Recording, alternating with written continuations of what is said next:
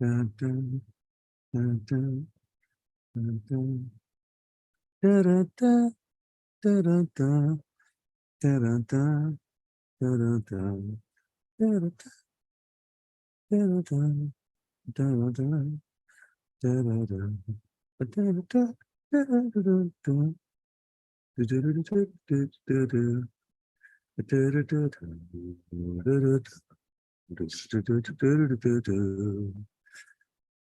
Hello, folks.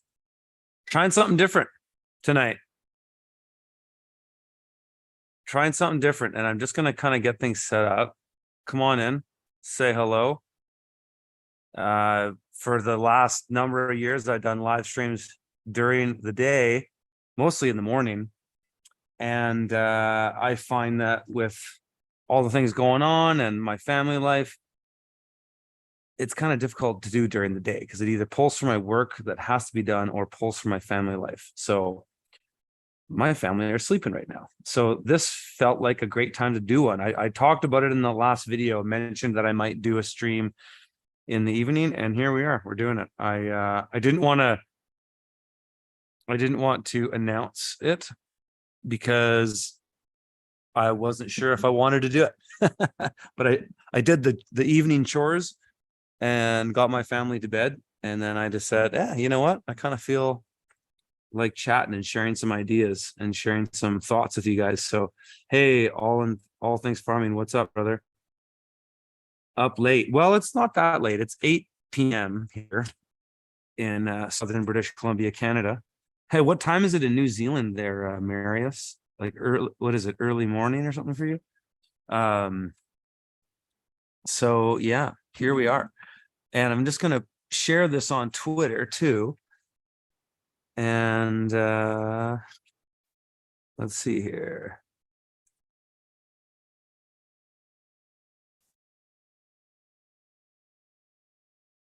Okay. Right on. Okay, so yeah, I was out 11 in Tennessee. Yeah. Oh, 4 p.m. in the afternoon. Nice. I was out and about yesterday, or not yesterday, the day before yesterday, doing a bunch of errands. And I was thinking, and I recorded a video multiple times. Sometimes I record something just to get the thought out, and then sometimes I'll listen back and critique what I say. It's sort of a way that I write without sitting down to write, because I'm a bit of a multitasker and not a very successful one at that. But it allows me to flush out ideas in a way where I can record myself talk for half an hour for something, and then I'll listen to it while I'm working, chopping firewood or something, and then I'll critique and change things. And so I did that a bunch, kind of working on these ideas. This is kind of a useless pretext. Sorry for my self-indulgence here. But yeah, that's how I kind of arrived at what I want to share with you guys tonight. So yeah, somebody said diabetic. No, I said dialectic. Okay, so what we're going to talk about tonight are, I'm going to pull up my notes here too. Actually, I made a few notes. We're going to talk about dialectics. And what is a dialectic? So if you look up the definition of dialectics, what you get is, if you just put it right into Google, you'll see the art of investigating or discussing the truth of opinions, or inquiry into metaphysical contradictions and their solutions. The way I like to think about it is they're just frameworks for understanding things, and they're neither good nor bad. They just are, and they're sort of tools of logic that we use to understand things. And you can have, if you're a parent, a simple dialectic. Well, you'll create so many dialectics you won't even know. But when you have young children, you need to sometimes explain the world to them in ways that they can understand, to get you to a conclusion so that they understand something and take a course of action, or don't take a course of action, or you try to really illustrate to them what's right and what's wrong without getting into the complete nuance. It's like if you're at a city park with your kids, and you advise them, if some stranger comes up to you, don't, come and talk to me or something like that, whatever. You don't need to tell your kids that there's pedophiles out there and that there's a dangerous network of criminals that could take them. You can't explain that to your child. They're not going to understand it. So you simplify it in some way. So you create a dialectic. And there's good dialectics and there's bad dialectics. I guess you would sort of differentiate them based on their intention. So if somebody creates a dialectic for the service of others and it has benevolent intentions, then it's great and it serves a purpose and it helps people. But if a dialectic doesn't serve others and it serves the individual needs of an individual, it's serving somebody and not serving humanity, basically service to self over service to others, then that dialectic can get nefarious. And we live in a world of these dialectics. And I want to break some of these down and just kind of get to the heart of why humanity keeps getting lied into bullshit things like what's going on right now with Israel. We'll talk about that a little bit too, but Israel is in and of itself isn't that important. It's just that here's another thing that they're throwing at you to make you wag the dog. And so that's kind of what we're going to riff on tonight. So there's a lot of different, so let me keep checking my notes so I don't get too far off. So, as I was saying, a dialectic for the purpose of benevolence or the purpose to help others is good in it and a useful thing. And its purpose is to, as I said, create an outcome that helps them or helps you or helps your family or whatever it is. But when there's a dialectic for the intention of service to self or service to a group or whatnot at the expense of others, what they often do is they create a false dichotomy for you. And so this is very typical with all the kind of current things of modern day leftism, is that they create a dialectic. So let's just say the whole just wokeism in general. So let's say it's Black Lives Matter or it's transgender rights and whatnot. It comes from this school of thought in universities, gender studies, racial studies, transgender studies, whatnot.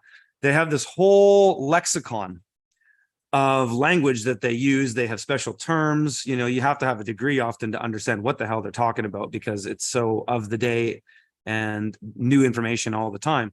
But it's this dialectic, and this dialectic creates a false dichotomy for you so that you don't have to do any thinking for yourself.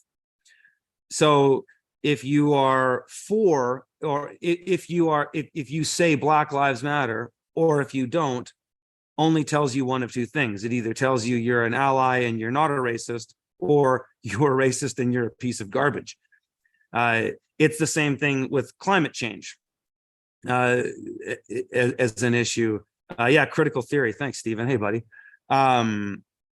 There's a whole lexicon of language, right? And a dialectic where they steer you to the conclusion that they want. So when it comes to climate change, and again, this comes down to a false dichotomy.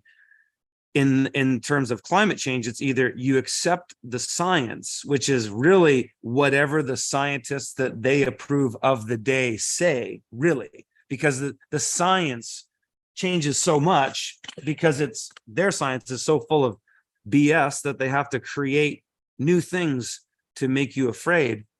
But they have this, this whole lexicon of language, and then they create this false dichotomy where you either accept the science or you're a climate denier, therefore a piece of human garbage. We saw it with the pandemic, right? It was again a lexicon of language to create a dialectic that steers you towards this false dichotomy. And we don't have to go through all these, right? I just want to make the point of what a dialectic is and how they're kind of commonly used. And that dialectic came out, or that created that false dichotomy of either you accept the science or you're an anti-vaxxer, or you're a conspiracy theorist, and the litany of things that they called us during all that nonsense. But this is what a dialectic is. And right now we're into the new dialectic, which is kind of the old dialectic. It's kind of like the old saying, new boss, same as the old boss. We're back to this Israel-Palestine thing. And fundamentally, it's just another dialectic. I want to kind of go into it a little bit because I have some interesting history with it. And maybe I'll indulge you in a bit of my past, my liberal past. But it's ultimately another dialectic to come to a false dichotomy. Either you support Israel or you're an anti-Semite. So, and again, this is where dialectics in a way, and they do stack because there's so many of them that people don't. This is what I should have said about dialectics early on that wasn't so clear, is that a lot of them, when they're used in a negative way, want to arrive you at a false dichotomy. But that's more like at the end. But what they want to do on the way there is narrow the field of view for your perception. And this is what the mainstream media does, and especially the institutionalized mainstream media, is how it's become with the implementation of the deep state. And we've seen the Twitter files and all these kinds of things, and the things that Edward Snowden whistle blew about and such, is that they have this apparatus now that can do such a bang up job at completely controlling a narrative. And so now they can do it greater than ever, especially the implementation of AI and chatbots and all these kinds of things that just occupy the internet, right? But needless to say, they narrow your field of view so that not only do you arrive at the false dichotomy that they want you to arrive at, but you also don't even have the capacity to think outside of that, because you just have never seen it, because they've narrowed your field of view on a particular subject for so long. The establishment media always tries to discredit people. In the case of Israel-Palestine, a guy I'll bring up, and I did in my last video, is Norman Finkelstein. This guy was canceled before canceling was cool. Like, this guy was the OG of being canceled by the ADL.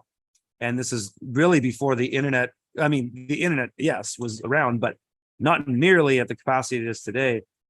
And so anyways, that's what happens with these dialectics, is they narrow your field of view and then manipulate you to arrive at a false dichotomy where you're either choosing selection A or B, and selection A and B both get you to the same part for the establishment. You still fulfill what they want, is to just get you in either one or two camps, right? Another false dichotomy, though, through a dialectic of politics, is liberal and conservative in Canadian politics, or Democrat and Republican in American politics, is they create this narrow field where say the Libertarian Party can't even get a shred of a vote. And it's similar in Canadian politics too, though there's more parties, but it still is pretty much the liberal and conservative show. And even another false dichotomy through a dialectic of politics is the idea of the state itself. Is that who is Israel? Is Israel the people of Israel? Is it the government of Israel?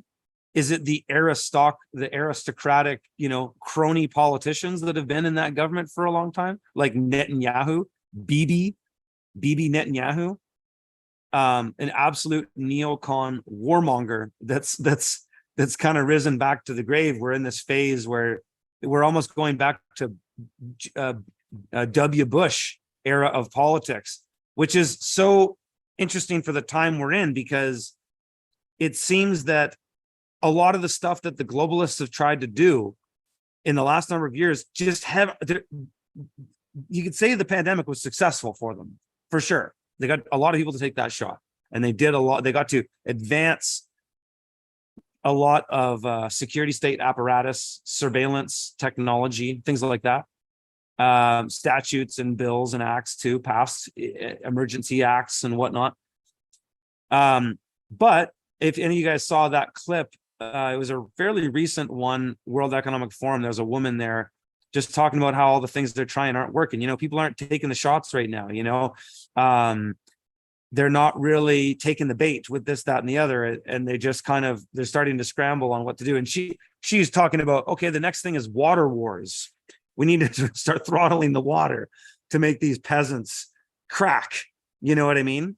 But so we're at this era where they just have to keep throwing shit at the wall to see what sticks, because not a lot of it is sticking right now. And I actually am quite optimistic that this Israel thing will be a bit of a nothing burger. I think they're hoping that it'll work. But the trick with these things is they need people to really get on with it. They need people to support it. They need people to beat the war drums. And that's why, you know, I was inspired to make that last video when I saw Jordan Peterson do that, and how just, you know, disgusted I am with that. Yeah, that kind of made me think about doing all this to begin with. But let me go more on where I want to go with this. Okay, so Israel-Palestine. I want to talk a little bit about this too, because I think at the end of the day, okay, before I say any of that, let me say that if I was an American, which I'm not, but if I was an American, the only thing that would matter to me regarding the Israel-Palestine issue, if I didn't know anything about it, would just be, are you asking me to sign up my kids to go to die in a war for who? Okay. And this is where the dialectics start to come in, is because who are we asking to go to war for?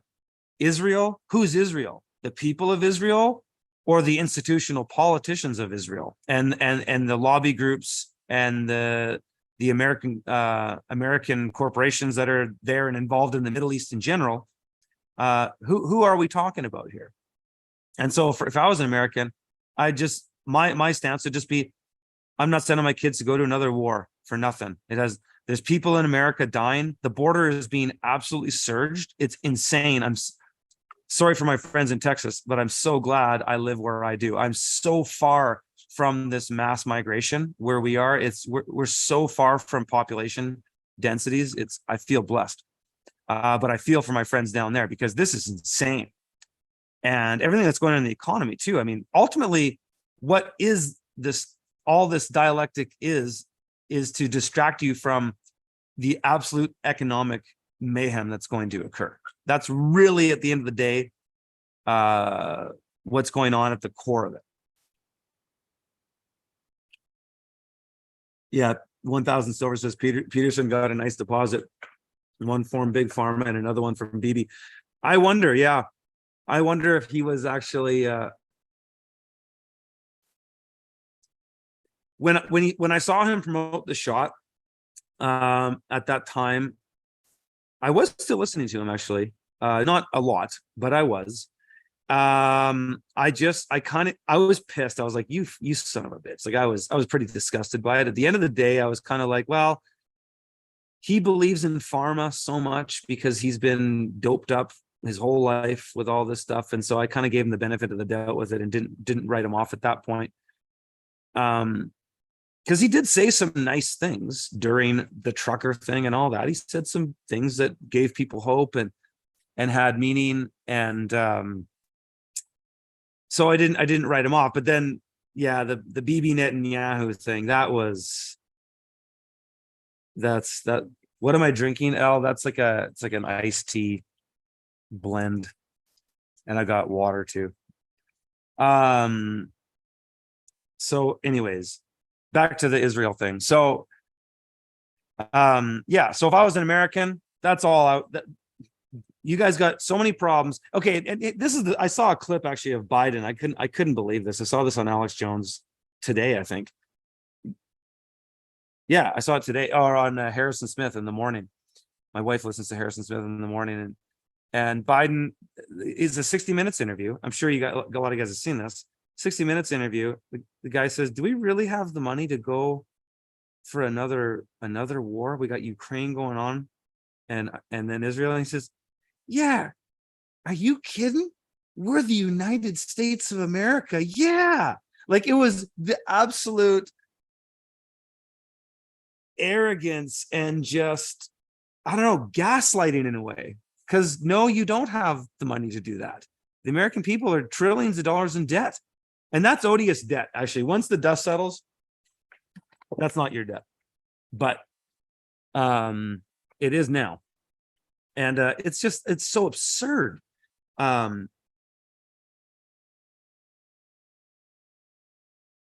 So I'm trying to figure out where I want to go with this thing on Israel, because I've been into the issue for 20 years or more, I guess. So yeah, at the end of the day, it doesn't matter.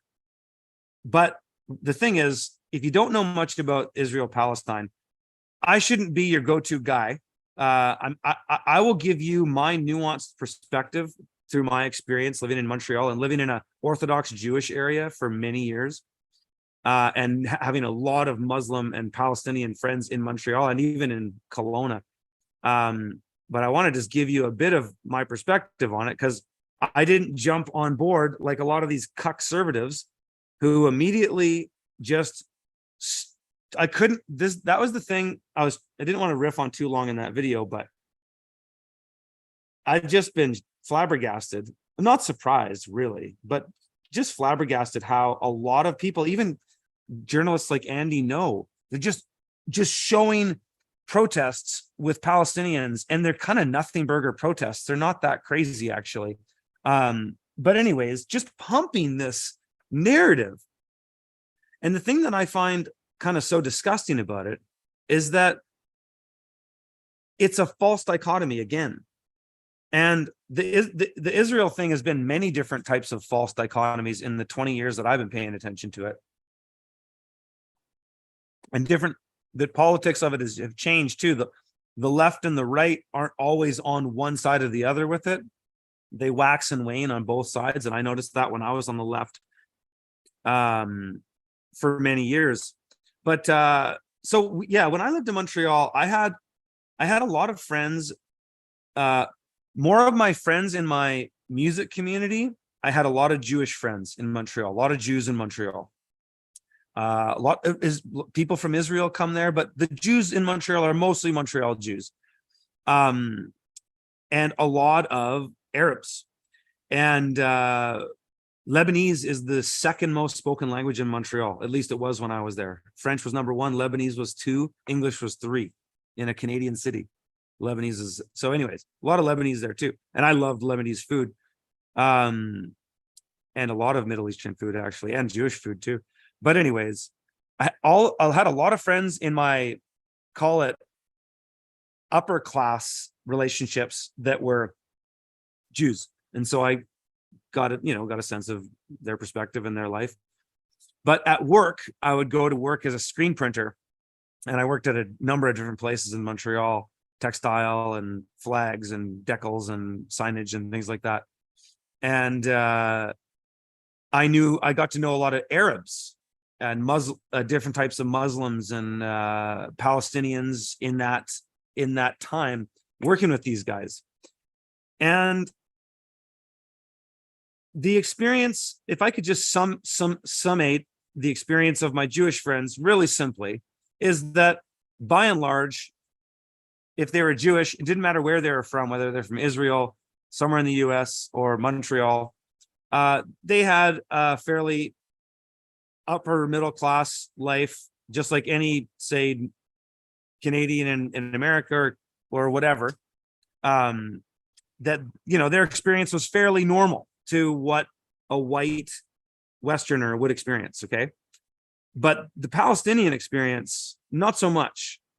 I had 3 different Palestinian friends that actually had the same story. Okay, and I'm not going to tell that, I won't name their names or anything out of respect for their families, and but I'll just tell you the same story. And I knew a number of other Palestinian people too. I actually saw a fight on the street in Montreal. I'll make, before I derail, let me finish this thought here. So these three different friends that I had in Palestine, I got to know, and some of them I got to know some of their family, and the story went like this. They were pretty much born in a war zone with rubble on the ground. Buildings that get blown up or knocked down don't really get rebuilt. There's no real infrastructure, and the infrastructure that there is, it's all controlled by Israel, so it can be throttled at any moment. And each of them that I knew lived through an experience where they were at one point had their home expropriated. So basically, teenage IDF guys and girls come in armed to the teeth, kick the shit out of you in the middle of the night, kick everybody around, hurt everybody, pull you out of your home and throw you on the street, and your home has been expropriated. That's a very common experience for Palestinians. So the reason I just wanted to paint that picture is yeah, it's nuanced, and okay, yeah, sure, I don't know every Palestinian, I don't know every Jew, take it for what it's worth. But is to just show that when you talk about a country, you're not really actually talking about the government, you're talking about the people. Well, you should be talking about the people, I would say. And of my Jewish friends that I knew in Montreal and throughout my life, I've done consulting for a number of Israelis.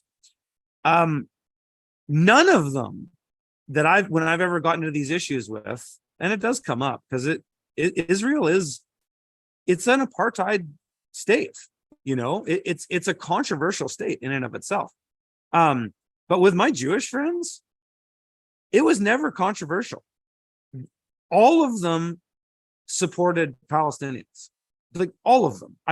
I guess because I was in liberal circles back then, that was more the position for the liberal Jew, whereas the conservative Jew is more on the neocon side, just generally speaking, right? Not everybody. It's not all cut and dry. I get that. But that was the viewpoint, and so yeah. So, anyways, I want to tell the story about when I in Montreal this one time. So, there's two in one. The first year I moved to Montreal, and this is just all ties into this Middle Eastern thing because it's interesting that it's another dialectic again, and I'll get back into dialectics. But the first year I moved to Montreal was 2002, something like that. Maybe 2001. Anyways, it doesn't matter. When I moved there, I went and checked some stuff out downtown, and my girlfriend and I at the time had an apartment in the Plateau, and we were touring around, and she was going to Concordia at the time, Concordia University. And we took the metro down to Concordia University and got out, and it was absolute mayhem. There was a standoff between supporters of Israel and supporters of Palestine, and it was violent.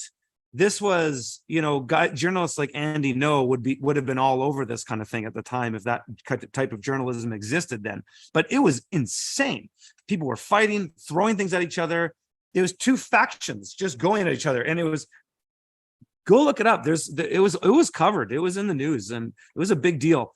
And that was when I first moved there. And then a number of years later, when I moved up to the Orthodox Jewish area called Outremont, I was right on Park Ave. I saw it again. I saw two factions of traditionally like Orthodox dressed Muslims and Orthodox Jews. And this was right on Park Ave at the corner of Bernard. And they were fighting and throwing rocks. And I just remember thinking, why do you guys bring that stuff here? It's all back there. It's all water under the bridge. Why are you doing that here?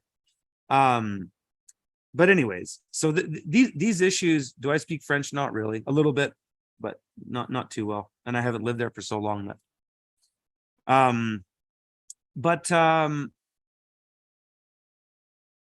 So going back to this dialectic, now we're looking at a lot of these alternative conservatives. You know, I'm thinking people like Douglas Murray, Billboard Chris, James Lindsay would be probably one of them. Peter Boghossian, Jordan Peterson was one of them. You see all these guys just jump onto this narrative of, whoa, these Palestinians are celebrating the actions of Hamas. And they're correlating it to wokeism, which I can see in some regards to when you think about any type of extremism. But they're kind of putting them in the same camp. And so all these guys for the last 2 years, all the guys I mentioned were so critical of the scamdemic and all the sustainability goals of the UN, all this stuff. They're so critical of that, so critical of the woke stuff. It's raining in the green, and I hope that's not too noisy. Let me know in the chat if you're having a hard time hearing me. But all these guys that were criticizing woke, climate change, all this crap, all of a sudden jump board on this neocon thing. And it's insane because they're now wow, that rain is really, can you guys hear that? I hope that's not too bad. Oh, it's already slowing down. Yeah, Ken Show, thank you. Israel created Hamas. And so this is the thing, it's a false dichotomy, this whole thing of Hamas versus Israel. The thing you have to understand really about Palestine is there is really no Palestine. There's no country. It's an open air prison. It's a complete shithole. There's nothing there. They can't organize anything. They don't have a standing army. There's nothing. They're imprisoned. Go and look at a map of Israel for, going back 100 years, and then look at it today.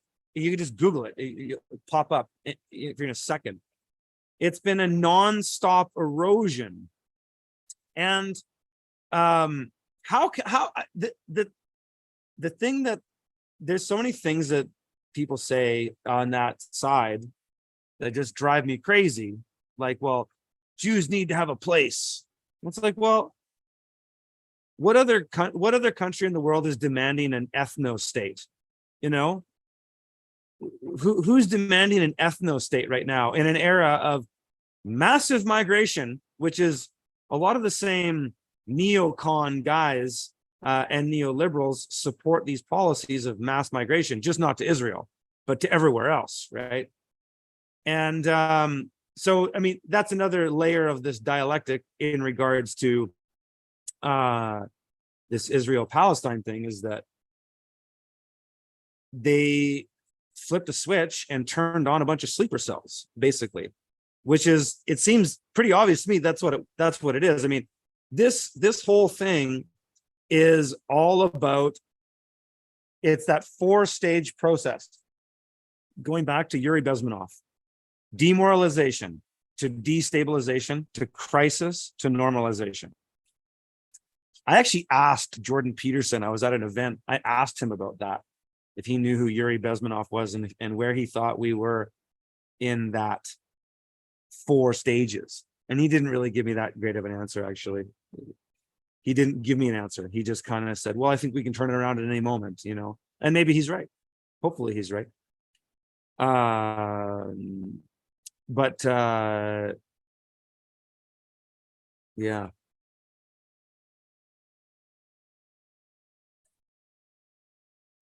So there's all these, I'm just looking at some of you guys', I'm just chilling at this. I'm not taking this stream as seriously. This is an alcoholic beverage. Full disclosure there. It's not enough to get me even tipsy, but it is an alcoholic beverage.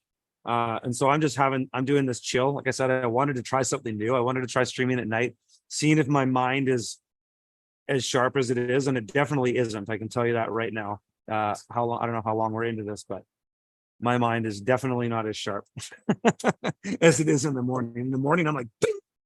I'm on the ball. Peterson has lost his credibility. Yeah, you know, who cares, right? This is the thing with all of this, is that it doesn't these guys are fall guys.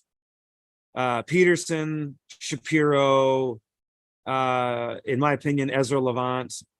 A lot of these guys are intentionally being allowed to fall. I'm not saying that they're all in on some conspiracy. There's no way I could even begin to prove that.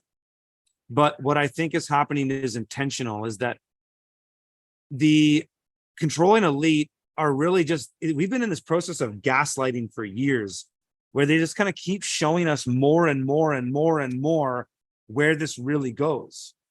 And part of that is connected to a demoralization, because it's depressing to think that you had some, it doesn't have to be depressing. I mean, it's not depressing, but in a cliche term, in a cliche way, it is that all these idols you had fall, right? And that's why it's better to just not have idols. It's just better to not idolize people at all. It's better to focus on their work and not the individual, right? That's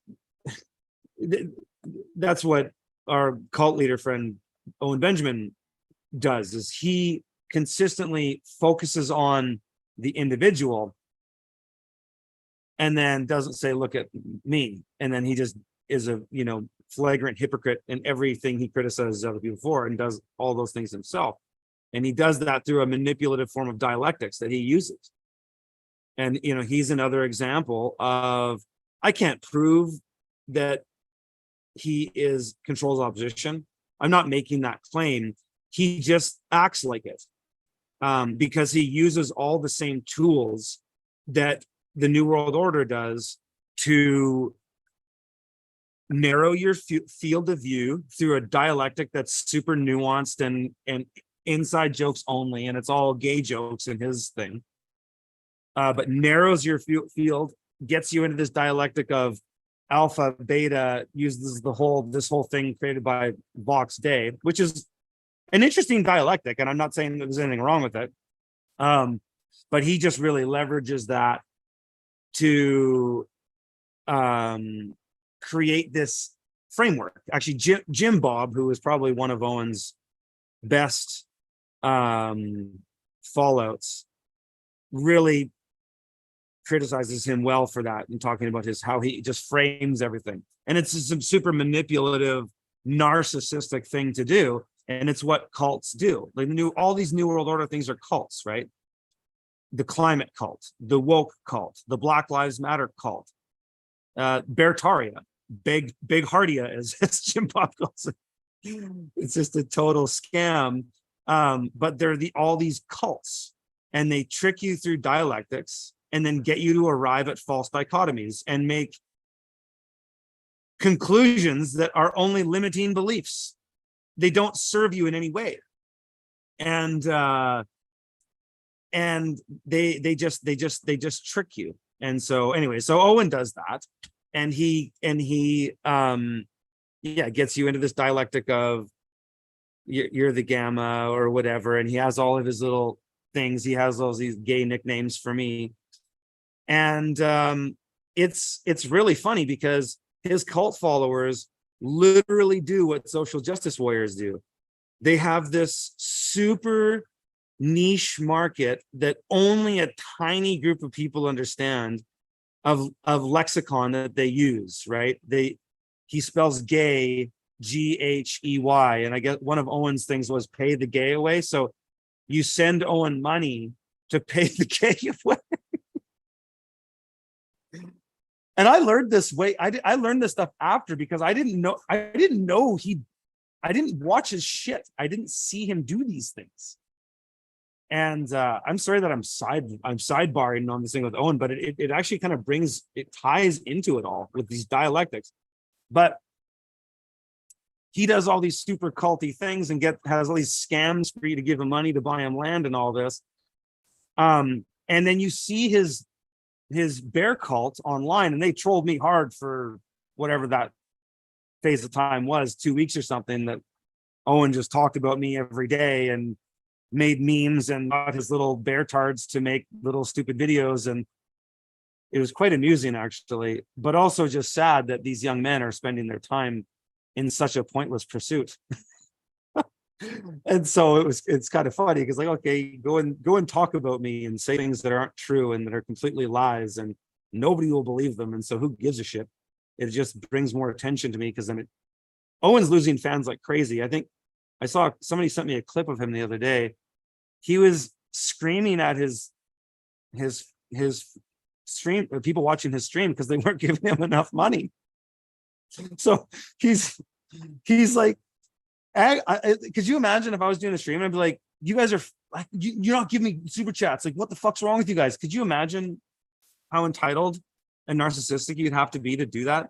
But that's what he does, because he's a cult leader, and his whole thing is this really stupid form of dialectics that gets you to arrive at all these limiting beliefs and do all these stupid things that don't serve you, just like the New World Order does. They get you with the woke stuff. They get you into this dialectic of intersectionality. You know, listen to James Lindsay; he'll break that down so well for you. But they get you into this whole dialectic of intersectionality, and then that just creates limiting beliefs for you and limiting experiences, because now you won't hang out with a white male or whatever it is, right? You literally start discriminating against people. And in the Bertaria cult, they do the same thing. That if you talk against the king, you're now expropriated. You're excommunicated. So it's the exact same tactics, and that's why I think he probably is. If he doesn't know it, he's some kind of controlled opposition, just unbeknownst to himself. He's being manipulated or guided by people to get him to do retarded shit. And that's why I called him Operation Barn Burner, because he has this sort of, he's like a parasite in the truth community. And the irony is he goes into the truth community, but all he does is tell lies. That's literally all he does. He just lies. And he says, oh, I'm a comedian, so I can just lie. So I don't have any moral culpability like the rest of you peasants. I can just say whatever I want. And then I can virtue signal about things and say that Jordan Peterson's an asshole and Curtis Stone's an asshole and whatever. And then say things that aren't funny and they're really mean and conniving and pointless. And then I can fall back, oh, I'm a comedian, guys. So I can say that, but you can't. And then he holds everybody to account except himself. That's what these cults do. It's the same thing. It's just like John Kerry for the climate change cult, is that he's got a private jet, or Leonardo DiCaprio, he's got a private jet, but he wants you to ride horse and buggy. So it's rules for thee and not for me. So it's the same thing. That's why these dialectics are so powerful, is because they get you into a thing where, okay, it also creates an element of peer pressure, because you have because the dialectics are always changing, and there's always an update. So, you know, maybe in the climate cult, it's, you know, pressing news from Greta Thunberg and Klaus Schwab. Oh, now we need to have, or Bill McKibben says now, you know, 400 parts per million isn't good enough for carbon in the atmosphere. Let's dial it down to 350, which has rarely ever even existed on planet Earth when you look at the honest carbon cycles. But they keep giving you this BS to stay up to date with, and so they keep moving the goalposts in sort of a metaphorical way, and that's how they keep you on your toes. And so there's this element of peer pressure and a constant changing lexicon in the dialectic that you don't know what the hell's going on. And so all you know is that you just have to toe the line. whatever the experts say, you go along with. Or in Owen Benjamin's cult, whatever he says, you go along with. So today, this guy is a great guy and he's on the stream and we're going to riff on gravy. And then tomorrow we had a falling out. Now he's a piece of shit. Now send the troll army to go and, make comments, which is hilarious. But hey, T Ford in the house, brother. Right on. An old friend of mine. Cool to know that trippy to think that some of my old friends are listening to me stream on YouTube. But that's these things, they do that. They keep getting you down this rabbit hole. And then as we get back to Old Faithful with the Israel-Palestine, now the dialectic is, I think what they learned from the Gulf War, when that really started to go haywire in the Middle East, in Iraq and all that, is they learned that the better tactic for war in the Middle East is not war against a single country like it was with Iraq, but more a war on terror when it came to Afghanistan, Syria, Lebanon, or Libya, the whole litany of 7 countries that they wanted to knock out. A invisible enemy and a war you can never win is better, right? For the warmonger, it's better. So as that pertains to Israel, at least as I've observed it, that's where we are now. It's no longer, and this is in the dialectic too of the day right now, they're not saying Israel and Palestine. No, because that has too much connotation. There's too much feeling towards Palestine, and a lot of people understand it.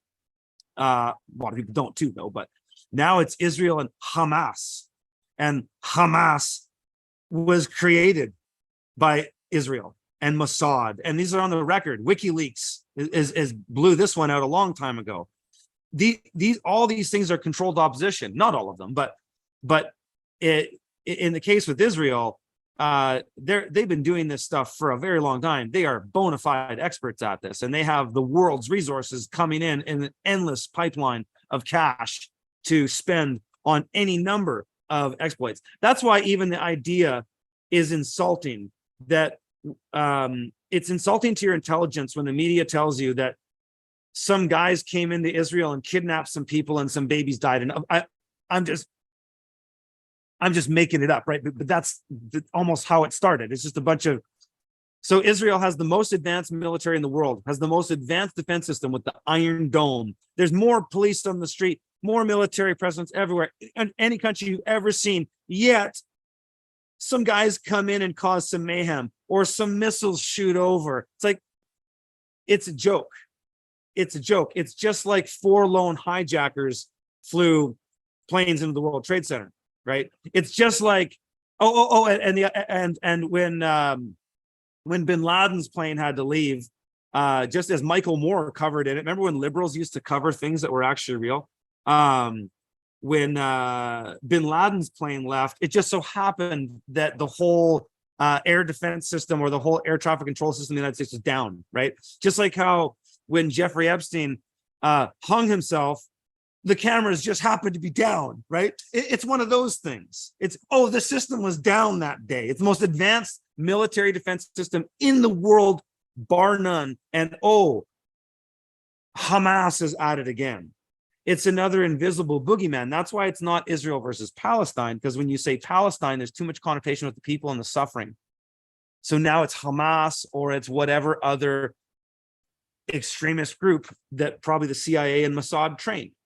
And that's really why I can't. The thing that pisses me off is I can't see why so many of these conservatives are just going along with it. One, I got to say that I followed for years, Mike Cernovich. He seems to be not taking the bait, though. He almost took the bait during the scandemic a bit. But I forgive people. Whatever. But a lot of these guys, I can't even watch them right now. I've been scared to just see what Steve Bannon's saying. Because I've been so disappointed in so many of them. I've actually just stopped watching. I'm just reading the mainstream media right now, as lame as that sounds. I'm just reading the mainstream media and then reading between the lines. Because I was into, when it comes to Israel, I kind of came from a punk rock background, and punk rock back in the day used to be actually punk rock.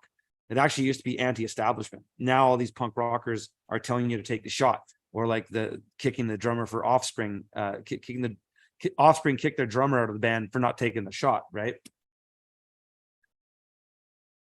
Punk rock used to be punk rock, used to be anti-establishment. And at the time it was leftist. But I grew up listening to Dead Kennedys and the Sex Pistols and all these kind of political bands, and Crass and bands like that. And I was really influenced by Noam Chomsky. Of course, he's a complete shill, and probably has been for a long time, actually. But he said some interesting things back in the day, and he shined a light on what was going on in Israel. But the thing is that nobody really talks about with Israel, even the biggest Jewish criticizer of Israel, like Norman Finkelstein. Norman Finkelstein is probably the number one. He destroyed the ADL, and they destroyed him. But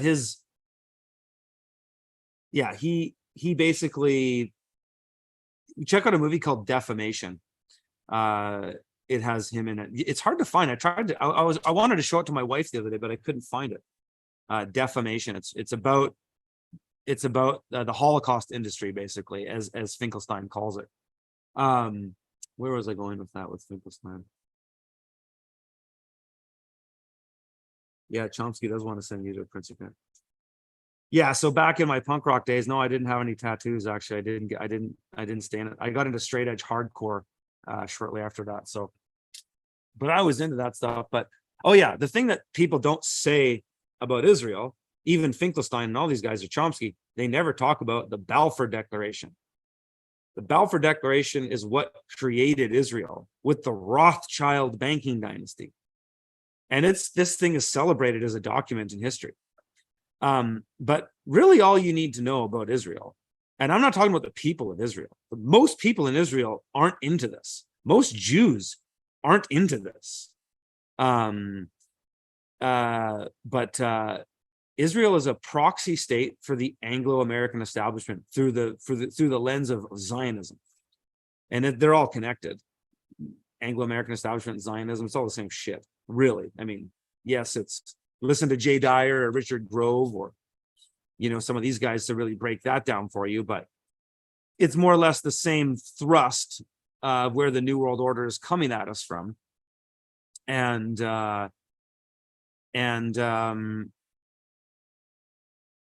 thanks to the super chat there, shoot Christopher Boland. Oh, listen to that guy. That sounds familiar. But yeah, it's a Rothschild banking dynasty used as a proxy to disrupt the Middle East and exploit resources, really. And this whole thing of Israel surrounded by enemies, it's like, that's what they want. That's why Israel is so important to Anglo-American establishment geopolitics. Listen to John Perkins. Read John Perkins wrote a great book called Tales of an Economic Hitman. And he starts with the history of that work, because this guy was an economic hitman, and he was involved in what's his name, Jaime. He was in Argentina. I think it was Argentina. It was a coup there, and they basically come in and they get you in. These guys come in with suits and they entice you and they get you in all kinds of a debt and arrangements. Fugazi, I loved Fugazi. They get you in debt and then they basically bankrupt your country. But he talks about in that book what happened in, was it Iran or Iraq with the Shah? I think it was Iran, when the US came in and installed this dictator, and Iran turned into a complete extremist country, and it didn't used to be that way. And so, the thing that's disappointing to me about a lot of these conservative guys is that why are they not acknowledging that? That stuff's all accepted history. Like, it's, how the Middle East has been radicalized through American and Israel foreign policy. And so they're always virtue signaling about how they're victims, but they victimize the world. It's like what the New World Order do. They always accuse you that of which they're doing, right? Cult leader Owen Benjamin does the exact same thing. He gaslights his audience and tells them to hate people and says that this person does this thing while he's doing it on camera. So he tells lies. He calls you a liar and says you're a liar while he lies. And just go, if you want, I know some people are like, who's Owen Benjamin? Yeah, who cares about this fucking loser? But for those of you who may have been on the fence about him, go to the subreddit group.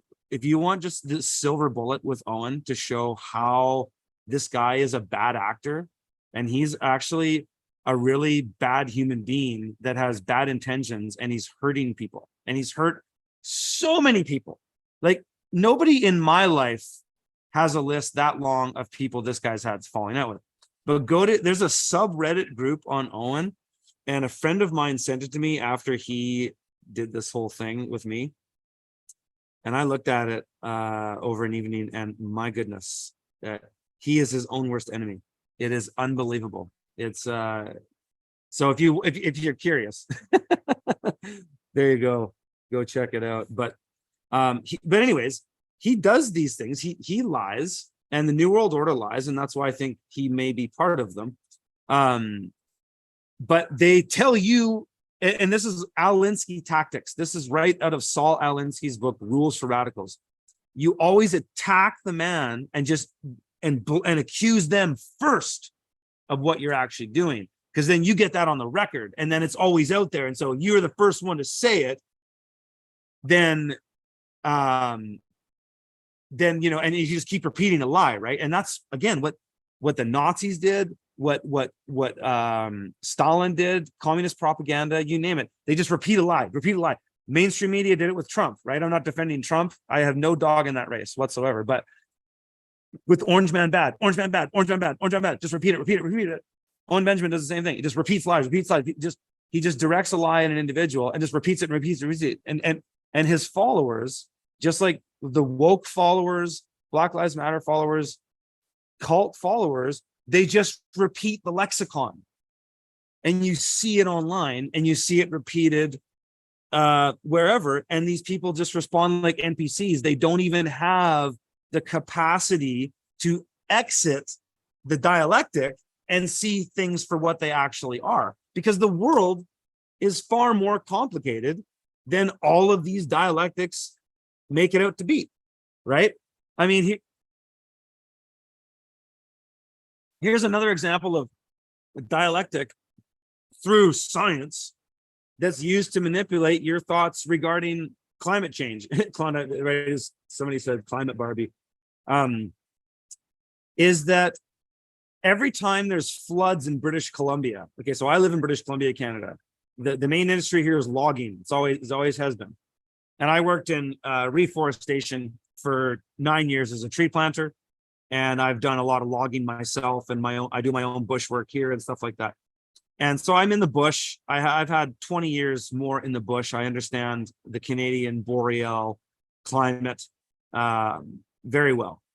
And so the climate, whenever there's floods in BC in the spring or summer, usually in the spring, when the snow is really starting to melt, they pump in the media, climate change. Oh, the world's getting warmer.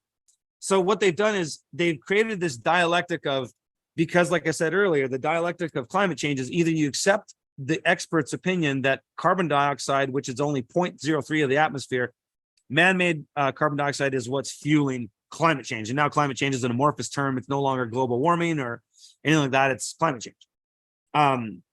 But they create a false dichotomy, or not a false dichotomy, but they what's the word I'm trying to look for? They confuse the issue. So you see floods and you're going, wow, holy crap, there's a lot of flooding. And they're saying, oh, it's climate change. But no, what it really is bad forest management. The reason there's flash floods in BC is not because climate change. It's because of clear-cut logging. Specifically, there's a specific answer. And this is why all these things that's why environmental issues get more complicated. But they don't want that, because if they're complicated and they're not a single solution, then they don't have a single, or if there isn't a single threat, there isn't a single solution, because then we get into the Hegelian dialectic, right? Which is the problem, reaction, solution, which is the foundation of how the New World Order operates, is that is their modus operandi. But anyways, they make things, they take things that seem true because you're experiencing them. Oh, I'm seeing water flooding. And then they're saying climate change. And you're going, oh, okay. And now, because you've been in this dialectic of climate change for so long with this narrow field of view, you don't even want to think outside of that. You don't want to go here or there because you're actually scared of peer pressure. Because I've seen it.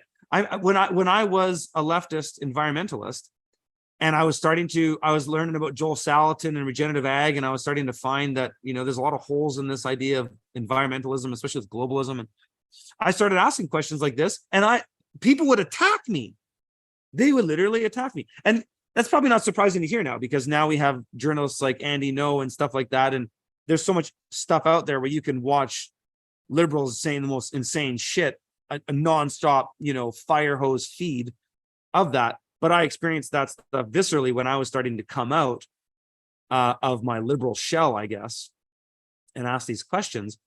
And so that's, again, how they create these dialectics for you, is that the answers are always more complicated. The reality is always more complicated. And the problem with that, if you're the New World Order, is that gives people pause. So when the answer isn't presented for them and just so cut and dry and easy to step one way or the other, well, then you don't react so fast. And so they want you to react fast. That's why we're getting a machine gun assault of propaganda and newest current things to jump on that have a false dichotomy presented for you at the end. And that's all this is. It's the same shit, different day. I wish more people would wake up to it, because this one will have different consequences than the scamdemic did. This one could involve a lot of people being killed. And I mean, the Palestine thing is so crazy too, because Palestinians, I think they have on average 8 or 10 kids. They're more populating than they're the fastest growing population in the world, I believe, something like that.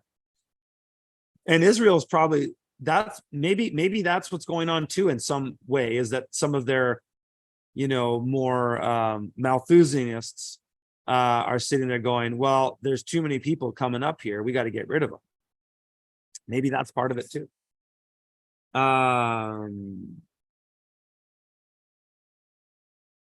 So anyways, I'll pause on that, and I'll read some of you guys's chats. I've barely looked at the chat this whole time. But yeah, if you want my attention, super chat me, and I promise that I won't get mad at you if you don't super chat me. I saw this clip of Owen Benjamin screaming at his audience, and he has a guy who's like his right-hand man. He calls him Coddington or something like that. He was calling his main guy a fag. Sorry to use that word. Because he was angry. And, oh, I'm a comedian, I can call my best friend a fag, like insane, melting down because he wasn't getting enough super chats. This guy is unbelievable, folks. I really hope that the people who are closest to him get away soon, because with narcissists like that are caving, like he's in a complete downward spiral. He's in a negative spiral. He hurts people. He's vindictive. He has a Telegram chat group that he gets his trolls to go, like he commands them to go and do things. Like, the guy's insane, folks. Sorry to even bring him up, but my goodness, it's I didn't realize how bad it was until after the dust settled with all this stuff, because people kept sending me stuff. And it's hard not to look at. It's hard to watch a guy kill himself, though, to be honest. I don't take pleasure in it. There's guys that literally make videos about Owen like every day. They take clips of his streams and do an analysis every day. I think there's probably better ways to spend your time, but I appreciate that people are critiquing him because he deserves to be critiqued, because he's a very bad person. He's a nasty man, and he's not contributing good things in the world. Like, if you're a troll, if you're just a guy that trolls all day, when you wrap up your day, what are you thinking? Like, you sitting there thinking, yeah, I did good today. Like I went out and contributed. I shared some smiles. I made some people's lives good. Like, you're just like, I just talk shit. Like, how would you? I don't know how people can live with themselves with this.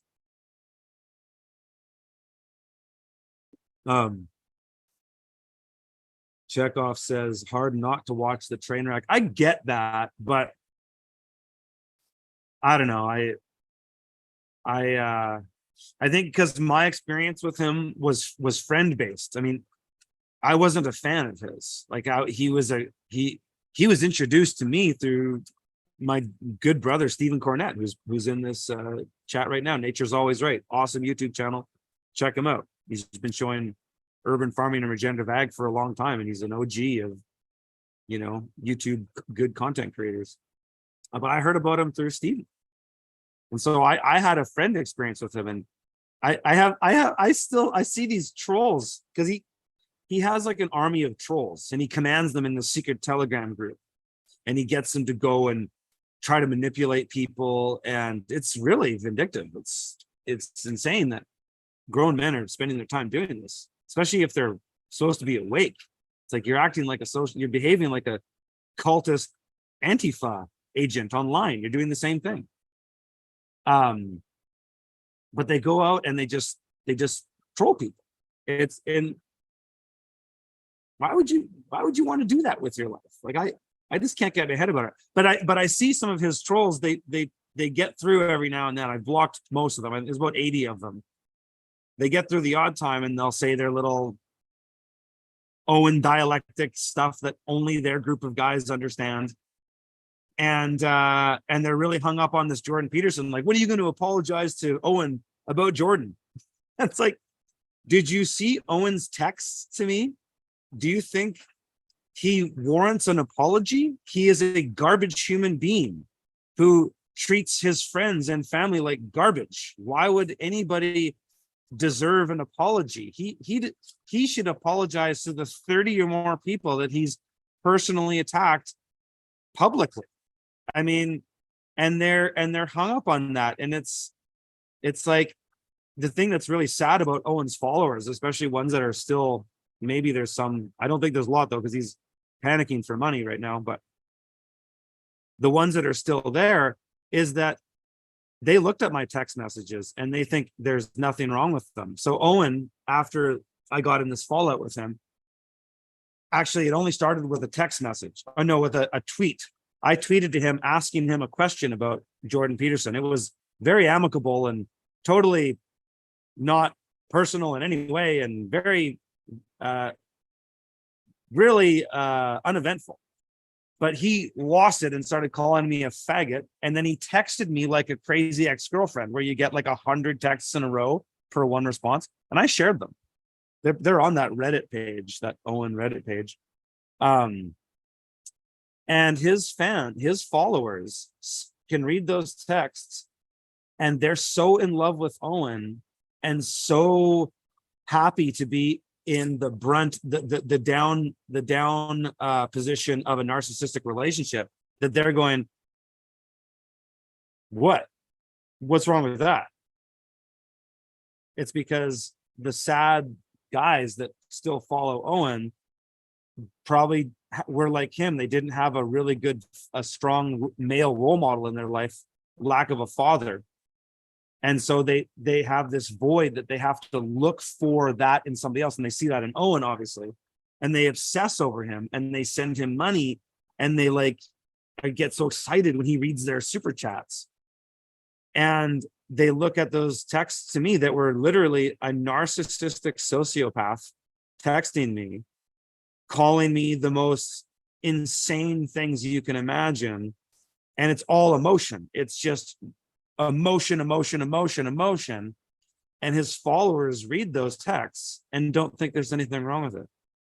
And that's how you know you're in a cult, is that when you'll accept the behavior of a complete hypocritic narcissist, you're brainwashed.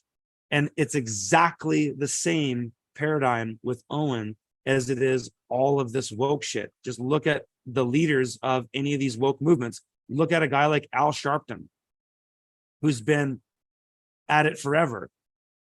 He a complete virtue signaling piece of garbage that just tells lies all the time, but lives on the high life. He gets away with it, right? It's rules for me and rules for thee, right? It's rules for thee and not for me. And so all of these sub niches of dialectics have the same correlations. That's what they do. That's where they get you. Sorry to kind of derail with your boy there, but it actually connects to all of this shit. It really does. Is without a framework of a dialectic, they can't rope you in to their world. And that's why I don't use those dialectics unless I use them to convince us. Well, I don't use them to frame. What am I trying to say here? I don't want to say the wrong thing, because dialectics everybody uses dialectics, but I don't use them to try to tell bullshit about somebody. You know, when I use a dialectic or a framework, I'm talking about land. Like, I have a framework for evaluating land. It's called the 11 scales of permanence. And we go through climate, geography, water, so on. So it's sort of a dialectic, not really, it's more of a framework. But within that, you have a dialectic. You know, even if you think about, say, permaculture in broader terms, there's a whole lexicon within permaculture. There's swales, there's food forests, there's herb spirals, and there's all these things. They all have dialectics, but a dialectic that serves you will actually expand your ability to perceive, because it'll take an idea that's super complex and make layman's terms. And so that actually expands your perception and your analysis of things.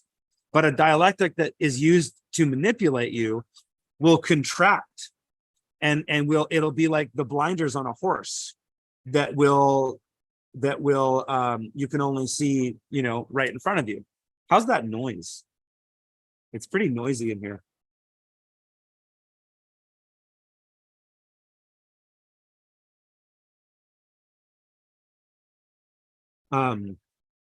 Yeah, it's funny. C-Batch says, what's your take on the UN? Are they adversarial to the US? Yeah. How does BRICS play into what's happening? It also seems like our Fed might be at odds with the European central banks. You know, I don't even care about to get into those details. It's all a war on humanity. That's all you got to know. What it's the BRICS is it's gonna cause a major disruption in the US dollar hegemony. There's no question about it.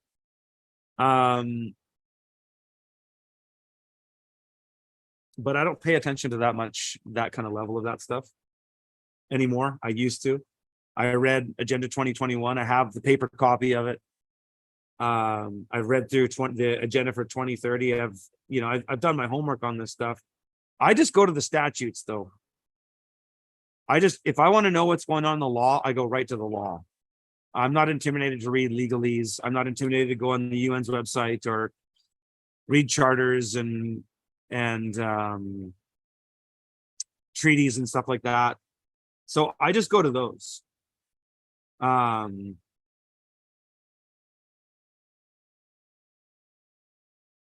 Kyle says, Curtis, Owen looked up to you like an idol. The second he saw you may have a different opinion on something, straight to attack and siphon your audience at the same time. It's all a work. Yeah, I know he did. And that's how I knew about him. He was sharing my stuff on his Instagram. Stephen Cornett sent it to me. I didn't even know who Owen was. I'd heard about him actually. No, I didn't know. I didn't know much about him. I heard about him. And no, and it isn't that insane how somebody can do that and siphon off my audience though. No, other way around, bro.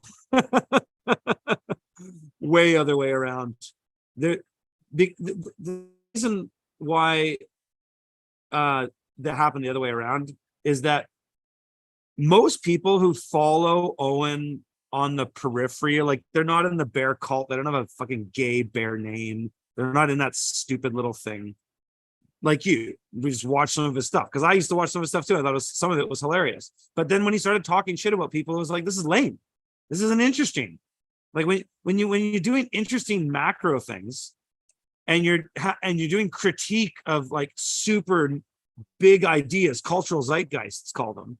That's cool. That's George Carlin, right? That's good comedy.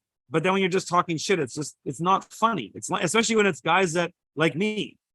He was LARPing me with the homesteading thing, and even Bertaria in a way. Not that I ever wanted to take people's money to buy land, but I have a number of private societies that I told him about this stuff too, and he totally took some of my ideas, I'm sure, which is fine. They're not my ideas. I don't care. But yeah, he took a lot of those. What am I trying to say here, man? In the evening, I'm just not as on the ball.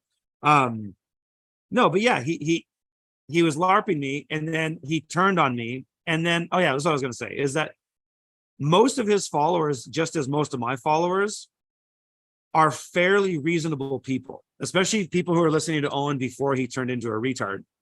Were reasonable like you, but then when you see Owen sit there and just make gay and dick jokes over and over and talk shit and make up lies about me and Jim Bob and Stephen Cornette and say horrible things about their wives and stuff, any reasonable person is going to go, that's lame, dude. You're acting like a narcissistic child. Like that's lame. And so most people did, and I'm pretty sure that's actually why he's financially in ruin right now, because as I was talking to Jim Bob about this on our stream together, is that there's not really much of a business case in talking shit about so many people that you lose a lot of friends, and then you get your dialectic. Like he's got all this, his dialectic keeps getting more retarded. He calls me the secret king and Squirtus and all these things, and it's like grade 8 locker room toilet humor. It's just retarded. But his little cult followers giggle to it and find it funny. But you create this lexicon that's so niche market that nobody really understands it. So it's like, if you just tune into Owen's stream today, maybe you listen to him every now and then you think he's kind of funny, and then he's sitting there going off about me or Stephen Cornette, and you might watch our videos and go, these guys are kind of cool. They show me stuff that actually helps me, and these guys don't really talk shit, and they just seem nice guys. You're going to go, this guy's kind of a loser. And that's obviously what's happened, because he is a loser. He's a narcissist, and he's a bad person.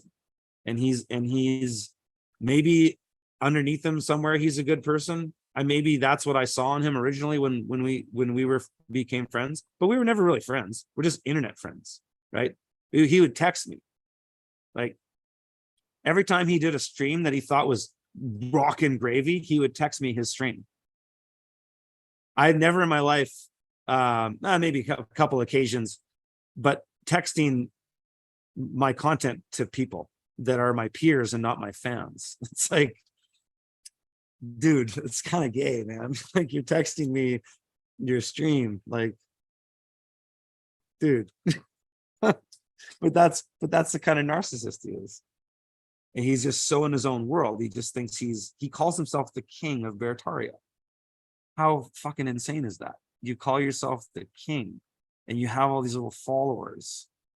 Like, it is so gay. Like, I'm sorry. It's just, I heard Theo Vaughn made a joke about him when he was something about Owen and his henchmen. And at the time I didn't really know much. I heard that, and I just didn't know enough about Owen. I'd been on his streams and stuff, but again, I didn't watch his stuff very often. And I heard, and he said that thing about the henchmen, and I was like, I guess that's the Bears, hey. I guess that's what that is. They're like his henchmen. It's so cheesy.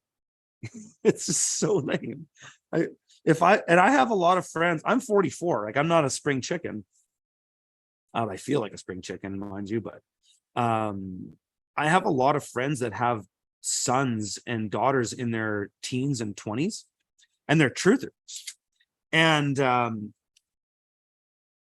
yeah, I mean, if I well, none of them are listening to Owen anymore. I've been told that multiple times.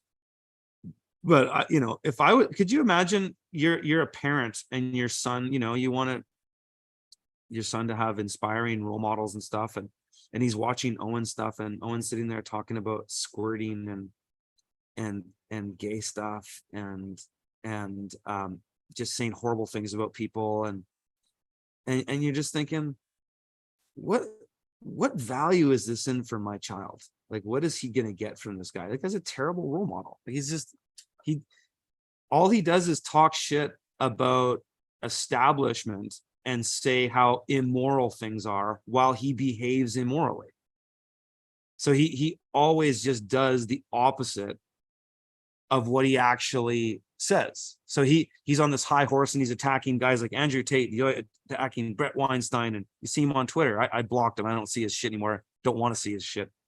But that's what he does. He trolls everybody, and that's ironically what set him off with me. Is I made a friendly comment on his Twitter. Meanwhile, he comments on everybody's thing all the time, but he's the king, right? And he's a comedian, so he can do that. But he just gets into these negative interactions, and you just watch him and you go, and he's sitting there telling you that all these guys are pieces of shit, and he's this wholesome guy with this family, and he's homesteading now too. So he's really, you know, he's really salt of the earth. Meanwhile, he doesn't do any of his own chores. He doesn't do any of the work in the garden. He has people do everything for him. He's fat, he's flabby, he's out of shape. He does cardio. When he was bitch texting me, if you look at his texts, and they're all in that Reddit group, he's like, I could do this all day. I'm doing cardio. I'm outside chopping firewood. Like, he's doing cardio on a machine on a homestead. That's how legit he is as a homestead, right? It's retarded. I don't even know where to go. I don't even care. It's just weird. I didn't even mean this to be about Owen. I didn't, like, what the hell? He came up because I felt in my free thought about dialectics and psyops and how they use lies and fabricate things to just steer you in a way. It just made me think about his bear cult, because they do the exact same thing. He does the same thing to them all the time. He tells you, he just attacks people, whatever for whatever. Oh, they lied about this, they lied about that. But then he tells lies the whole stream. Oh, but he's a comedian, so that's okay. You can just lie to people, right? It's sick.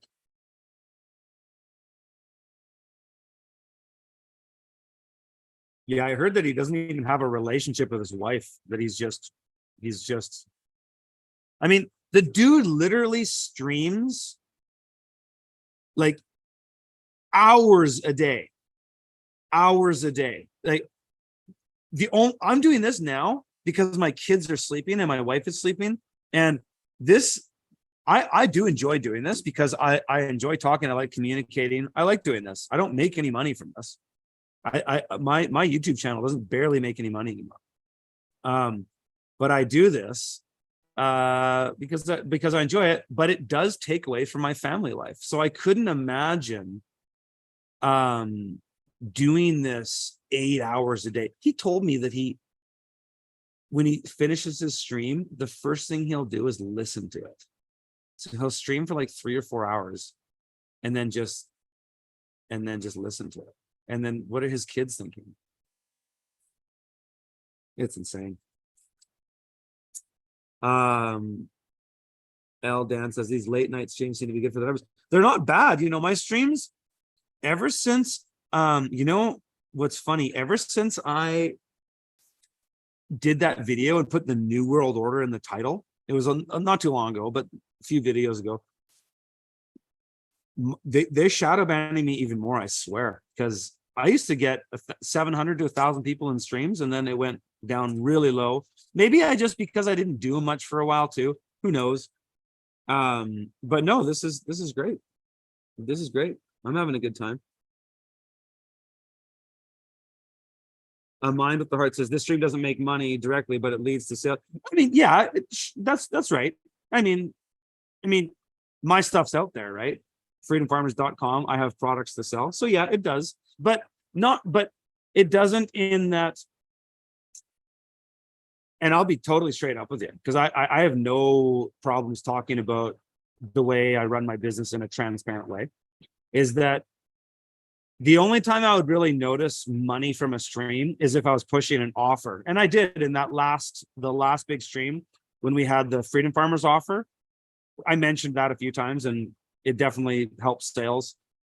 We have a pretty big email list now though. So like most of our marketing actually goes through our emails. We actually don't even buy much for advertising anymore, which is sweet because for a time we were spending a lot on advertising. No, dude, I'm not a king. That's just name. I appreciate it. That's flattering, but no. Mad Guardian says Vox is. I really enjoy Vox Day. I think he's great. I think he's got good content.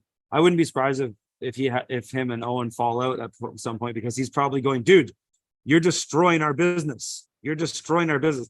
Owen made an advertisement for their platform is called unauthorized.tv. And it's a membership platform just like my from the field.tv or freedomfarmers.com. And he made an advertisement that was a snippet of I saw this. He texted it to me. That's how morbid this guy is.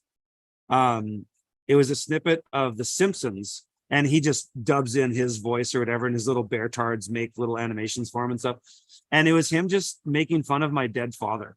And just, yeah, Curtis has got a dead dad. Haha, what a fag. He's got a dead dad. Got a dead dad. And that was an advertisement for unauthorized.tv. And I wasn't offended by it at all because I felt sad in a way for Owen that that's where he has to go, you know. But I'm going like, dude, this is no way that's a good marketing strategy. There's no way. That is not going to sell clicks because, I mean, that's the thing that's about his business model, which is probably driving him into the ground right now, is that if you are only talking about things that your 50 inner cult bear members understand, where's your customer base? Like, where's your funnel? Like, where, you know, in marketing, you got a funnel, like your main funnel, which is like my YouTube channel or our email list.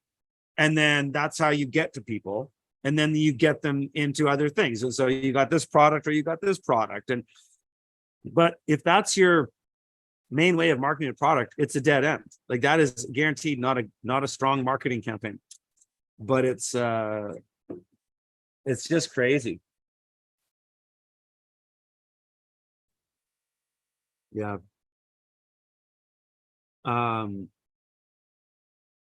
Curtis, streams on Thursday during 2020 were legendary for keeping the moral up. For mine, thank you. And you know what? At the end of the day, what was I going to say? I got distracted by reading somebody's comment. At the end of the day, that's what it is for me, and that's why I do this stuff. Is to be a beacon of light, because a lot of people aren't feeling that way. And the thing that I always go back to is that I imagine myself in my sort of spirit form, sort of your true self. And I imagine the journey of life. And my belief is, and this is why I don't call myself a Christian. Though I do resonate with everything that I've ever read in the Bible, and I do believe Christ is a savior. I don't know if I believe Christ is the savior. Take it for what it's worth. But I don't care to debate people on it because it doesn't matter. What I believe spiritually is for me and my family, and what you believe is for you and your family. And I don't need to impose my beliefs on you, but I'm happy to share them with you if you're curious, and if they might bring some level of insider understanding, but I believe that we come into life on a contract, and that when we come from the creator, we have a series of lessons and things that we want to learn. This is what I believe, and this came to me over the course of many dreams in my life, and that's kind of, I felt like it's been spoken to me in a way, and take it for what it's worth.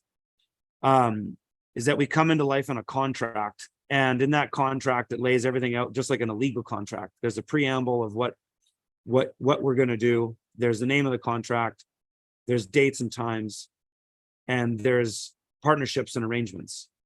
And we make contracts with other people that at this point of this life, we're going to come together and this is going to happen. And we basically write a story.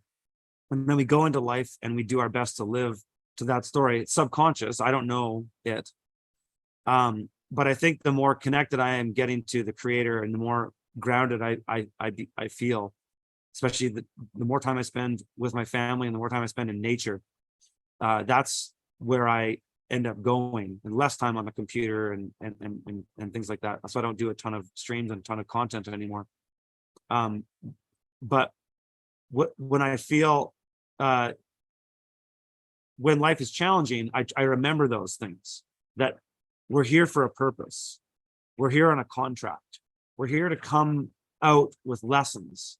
And no matter where you are, or no matter who you are, or no matter what your lot is in life, you're here to do that, to fulfill that contract. You have a fiduciary duty. That's cheap. I'm trying to analogize it to the law, and perhaps that doesn't do it justice, but you have a duty to live your best life. And it doesn't matter, literally, it doesn't matter the circumstance you're in. It doesn't matter that I'm who I am and you're who you are. You're on your journey and I'm on my journey, and they look completely different. And you should never compare yourself to other people.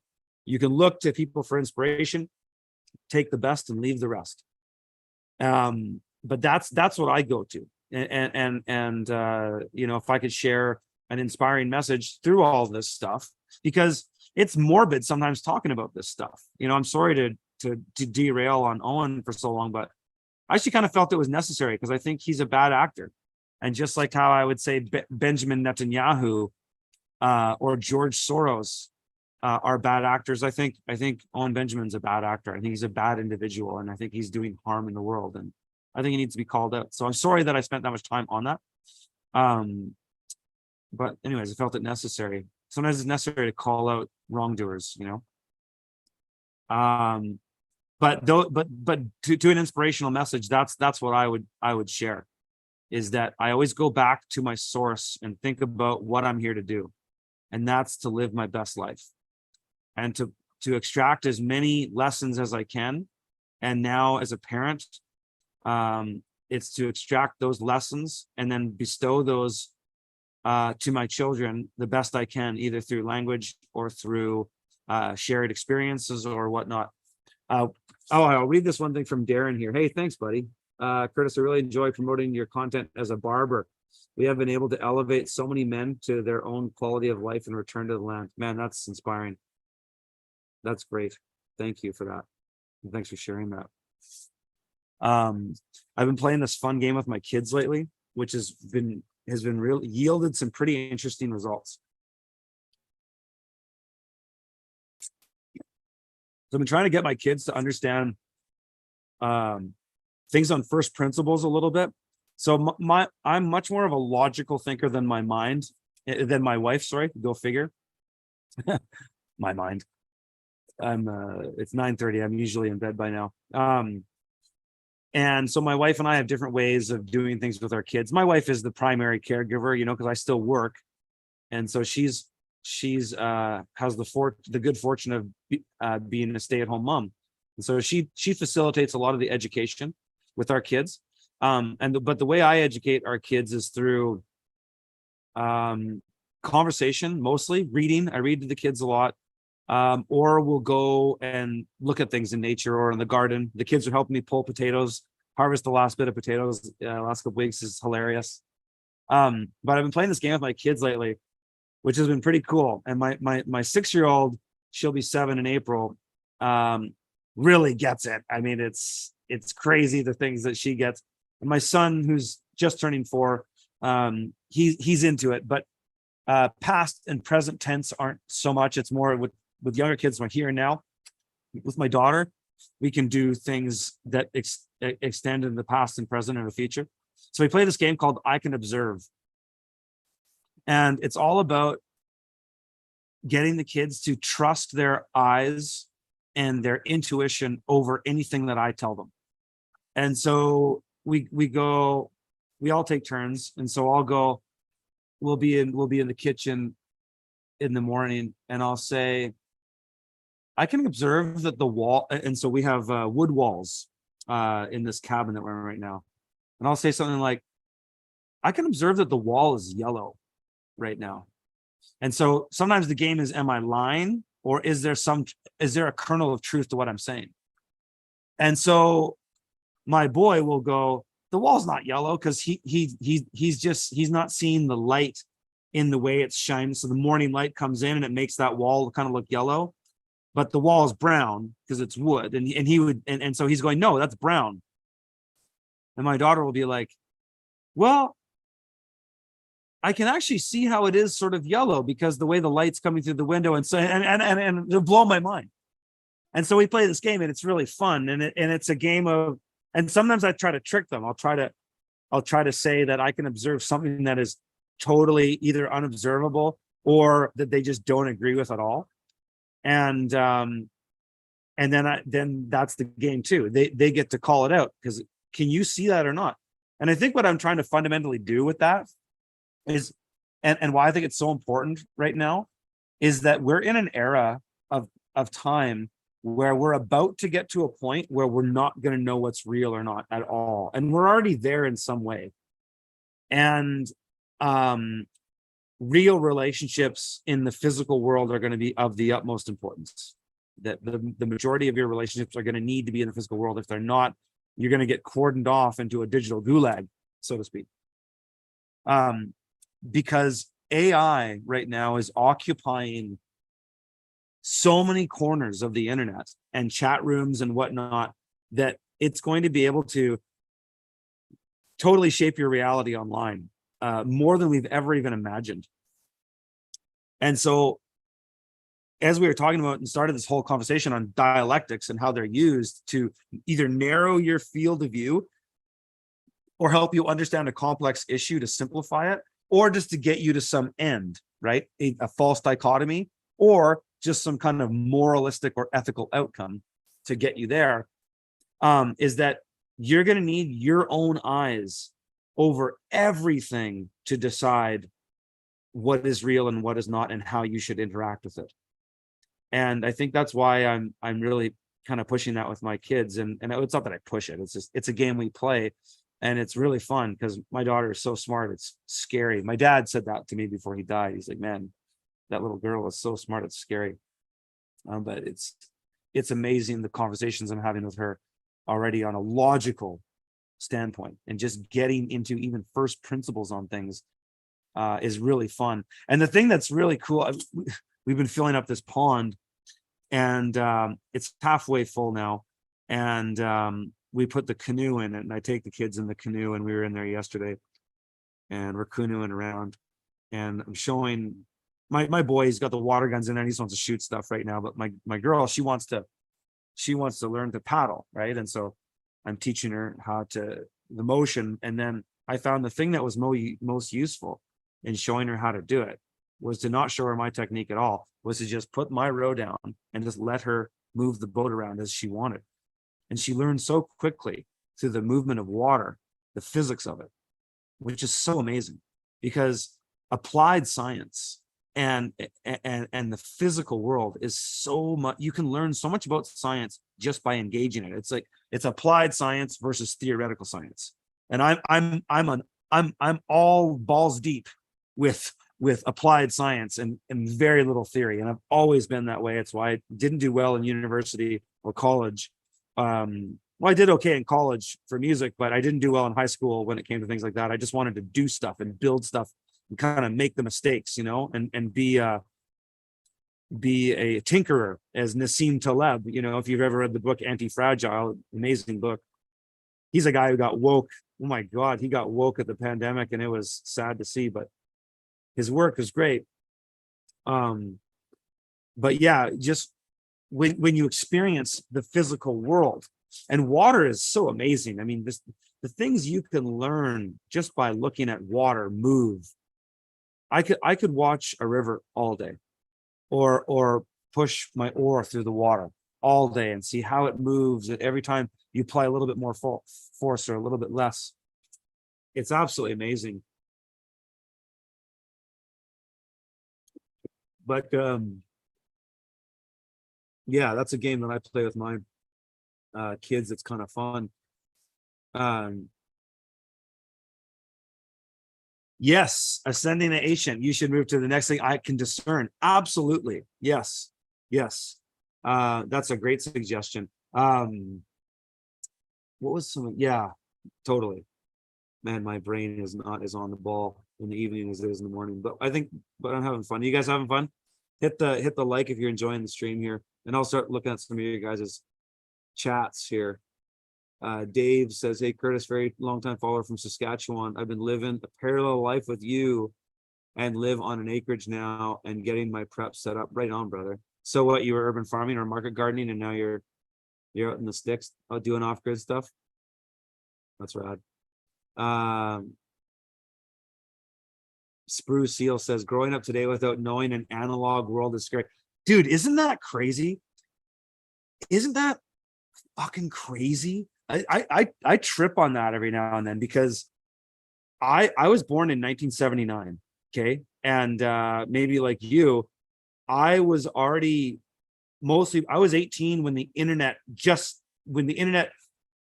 like it was grade 12 in high school when the internet started happening for me, at least when I started having access to it. And I'd go over to my buddy Scott's place. He had rich parents, and they were the first ones to have the internet. And we went over, we were looking at porn and stuff. And it was like, oh my God, it took an hour to load a picture. but you know, in the early days of the internet, but we didn't grow up with smartphones. We didn't grow up with social media. You know, I had Saturday morning cartoons, and I did watch a lot of TV when I was a little kid, unfortunately. But whatever.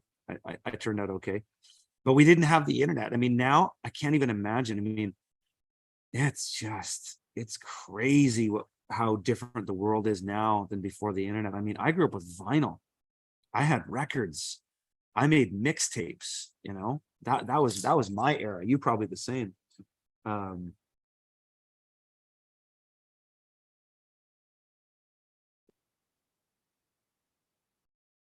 Augusta Simone says, never use your God-given ability to imagine on any worries. Instead, use your God-given imagination to seeing God is providing guidance. Interesting career and mentor like this channel. A little bit of that's I get the thrust of what you're saying, and thank you. James says, I struggle with the logic part too. My wife, Curtis, yes, sir. It's like when they turn 5, it starts to get real and how smart they get. Yeah, isn't that cool? It's just the coolest thing.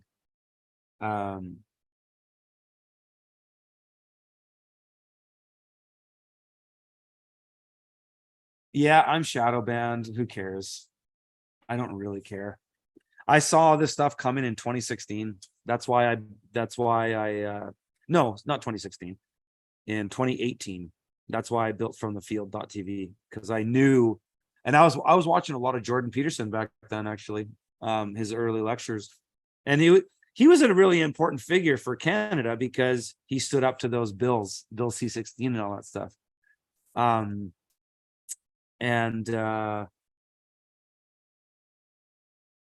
Yeah, I was watching a lot of his stuff back then, and it was an interesting time. Man, I'm losing my train of thought. constantly. Yeah, on the shadow banning thing. That's what I was starting with on that. But yeah, I don't really care. I planned for it.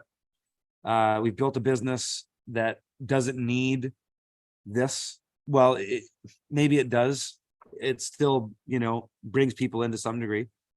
Of course it does. But it's not like I don't need to make clickbait videos, which is nice because I don't like doing that. And all the power to people who do. I don't give a shit what you do, but I don't want to make clickbait videos. I don't want to vlog about my personal life. I don't want to stick the camera in my kid's face. I don't want to do that stuff. So,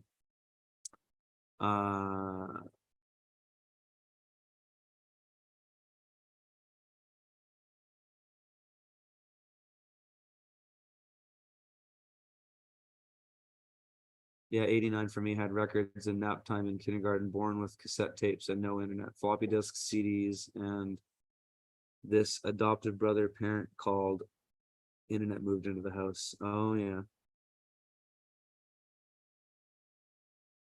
What strain am I currently growing? Dude, I just finished cropping out. I grew, oh my God, I always forget the names of the varieties that I grow. I have them all written down. Don't ask me. I grew 4 varieties. And next year, I'm just going to grow way less and just grow in the greenhouse because I'm very fortunate. I trimmed most of my weed. What my strategy now is I just plant lots of plants, or this is what my strategy was this year, because I wanted to put a bunch in my food forest and then just kind of use them as biomass after I took the main colas, the main big buds. But I just did a bunch, and then I just take the gravy. I just take the nice big colas and then leave the rest. And then that way I can kind of get them when the weather's good and then just get it quick. But the weather's been amazing. It's raining right now, but we've had this unbelievable fall here. And all my sativas have done really well. So I got all of them, but yeah, I'll have to think about it. But I forget what all the varieties I was growing.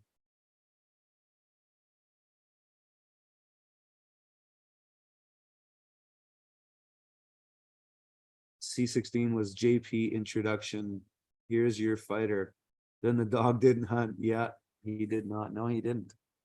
And the thing that, another thing that was really disappointing about Jordan Peterson, no, it's not disappointing because I don't fucking care. I have no dog in his fight, right? I don't, it makes no difference in my life what Jordan Peterson does, right?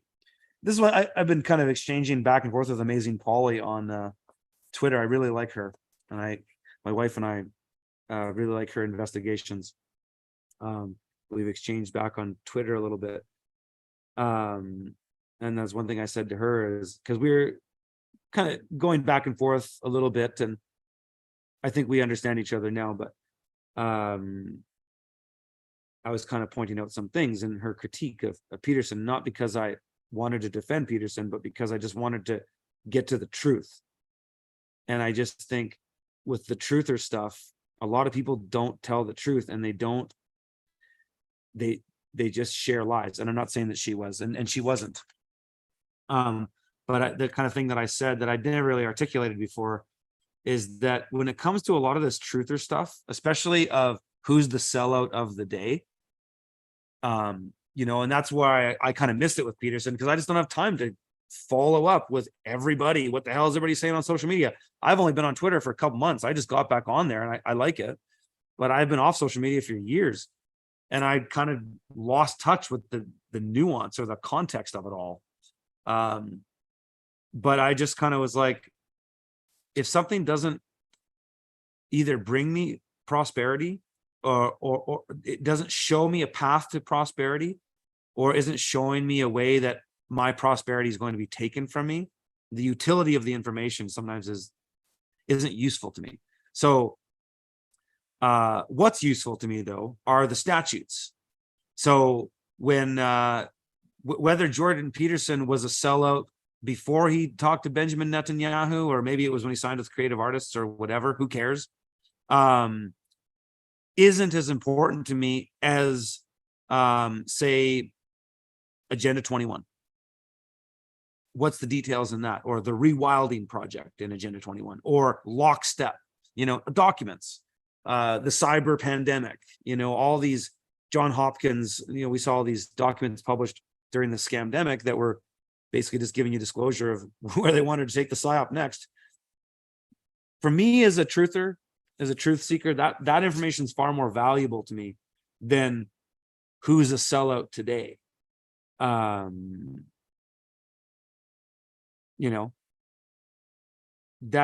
just kind of where I'm at, because I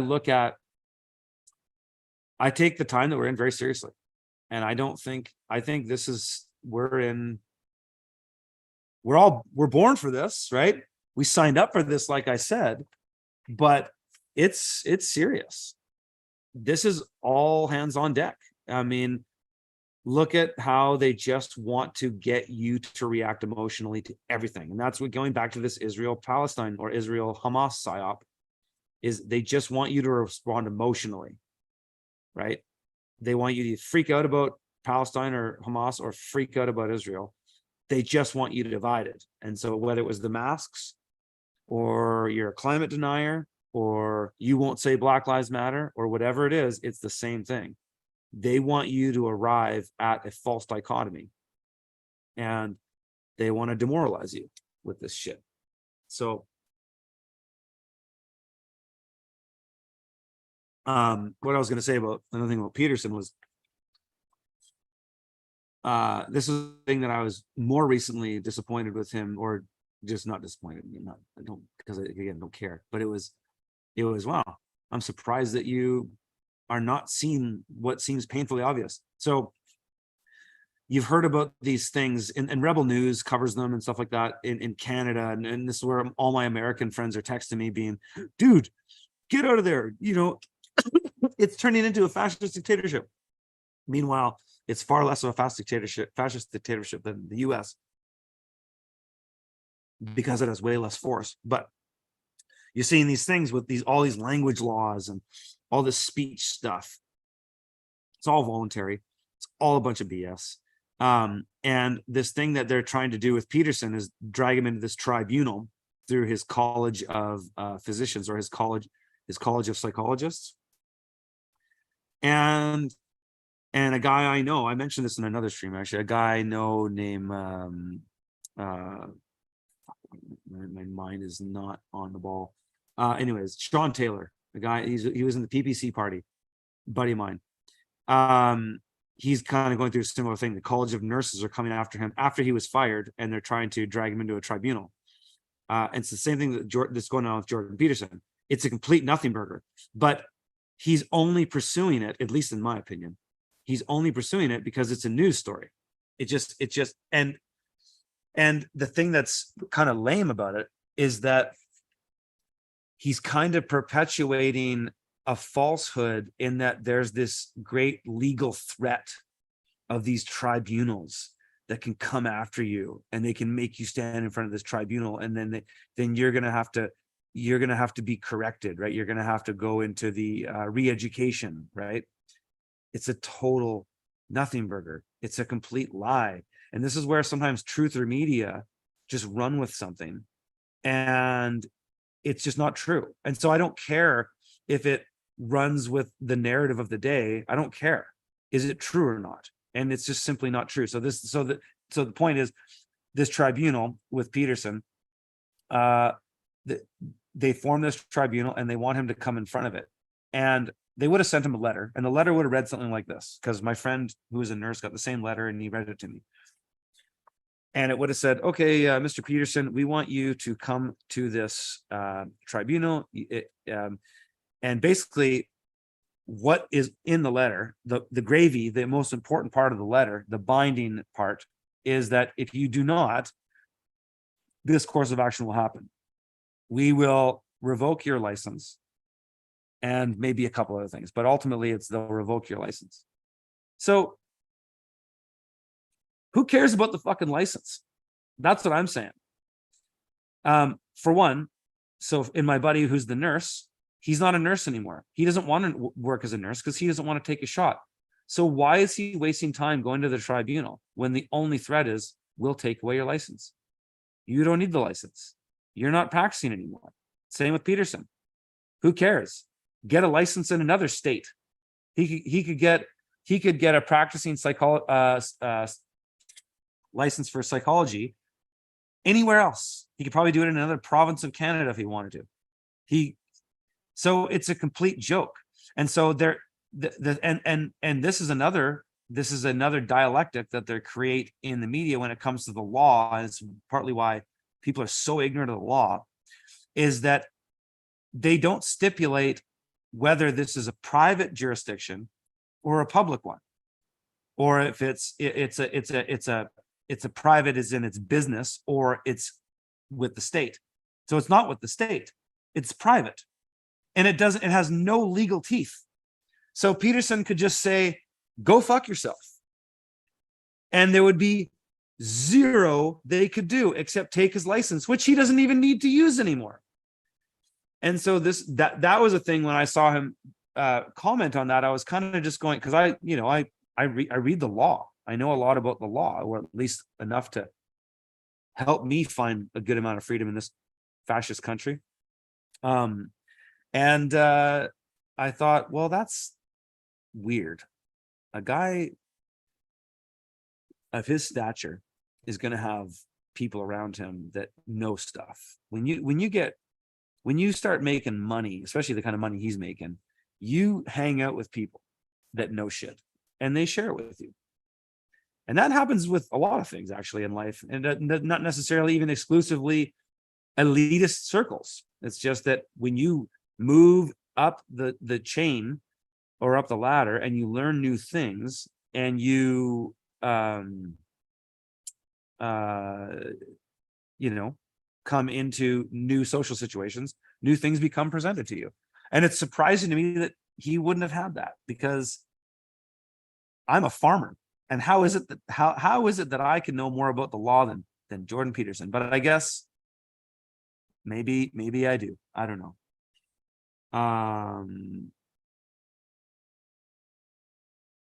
Spruce Seal says, I'm so thankful I snapped out of the MD doctor route for 3 years through my undergrad. What a nightmare of modernity has become for the white coat who actually cares about people. Who even trusts doctors anymore, I mean, the only time I would go to a doctor at this point would be if I had gotten a car accident or something, and I had to go to the hospital. And that's really all in the Canadian medical system. That's all it's good for, is trauma. It's not good for anything else.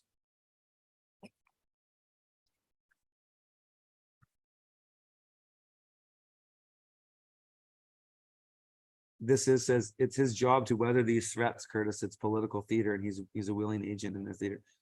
Maybe, or maybe I think the reality with a lot of this stuff is that people are so compartmentalized they don't even know. He doesn't even know what's going on. He's been handled. The thing that I really noticed with Peterson actually earlier, but I kind of just was I don't know, I got better things to worry about, but when he started working with creative artists in Los Angeles, and if you Google creative artists and their address, and you look at their top of the building, it's a big all seeing eye. It's quite interesting. But hey, it could be a coincidence, right? But he started working with them, started going down to LA, hanging out with really fake looking people like Dr. Oz and whatnot. And then he really got polished up, and they probably showed him some stuff and made him an offer, and he probably took the offer. I don't think he took it on conditions either. I think he took the offer. I think he took the offer as it came. And so that's what happens. But don't let that, who cares? I think that all this stuff right now is another just layer that's meant to demoralize you, because it is demoralizing. It could be demoralizing if you are so obsessed with celebrity. That's the thing that I mentioned in the other videos. People are so obsessed with celebrity. that they just put so much of their life into somebody else. That what a waste of time. Am I familiar with the Trading with the Enemy Act? Oh yeah, of course. All you Americans, you're all enemies. You're all enemies of the state. Go check out the Trading with the Enemy Act. Yeah, absolutely, Robespierre. I haven't read it. I know about it. I haven't read American law to even 100th to what I've read in Canadian law. But I read universal law too, right? I read equity and I read Black's law and that stuff. So that's all universal, uniform commercial code. I haven't read that much of that, but that book, but that's a big one if you want to go down the rabbit hole. I know a lot of people getting remedy out of that book, I'll tell you that.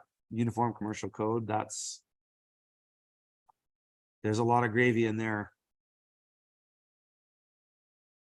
Hey folks, I'm just gonna take a pee real quick, and then we'll see how long we go. I'm not gonna go too late, but I'll be right back.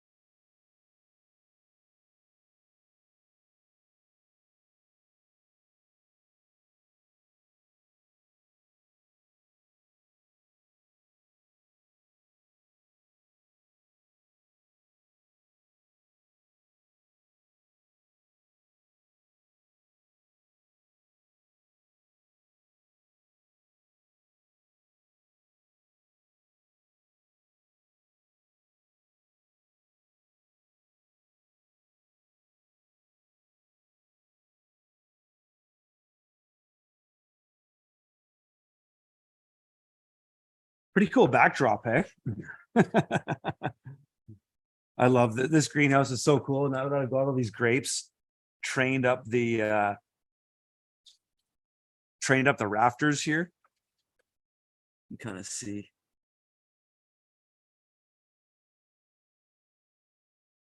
I put aircraft cable through these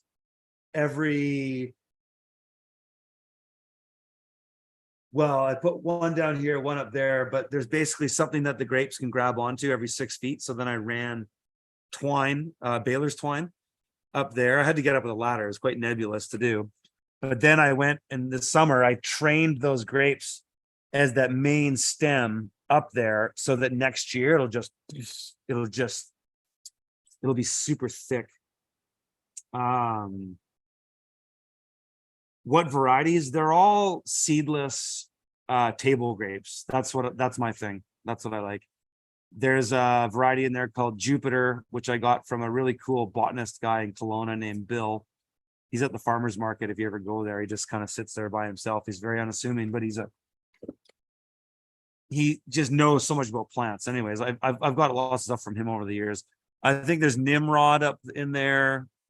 There's some kind of coronation, stuff like that. It's pretty cool.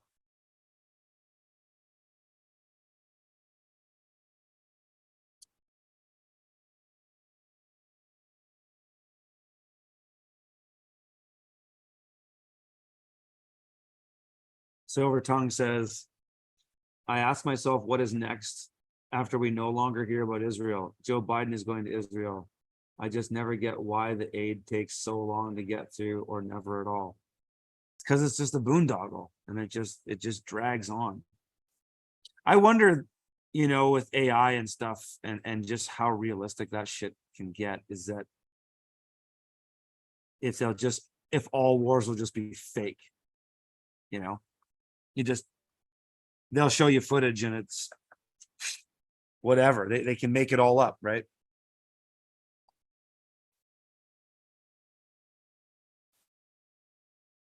Curtis, what are your thoughts on Canada banning natural health products? Well, it's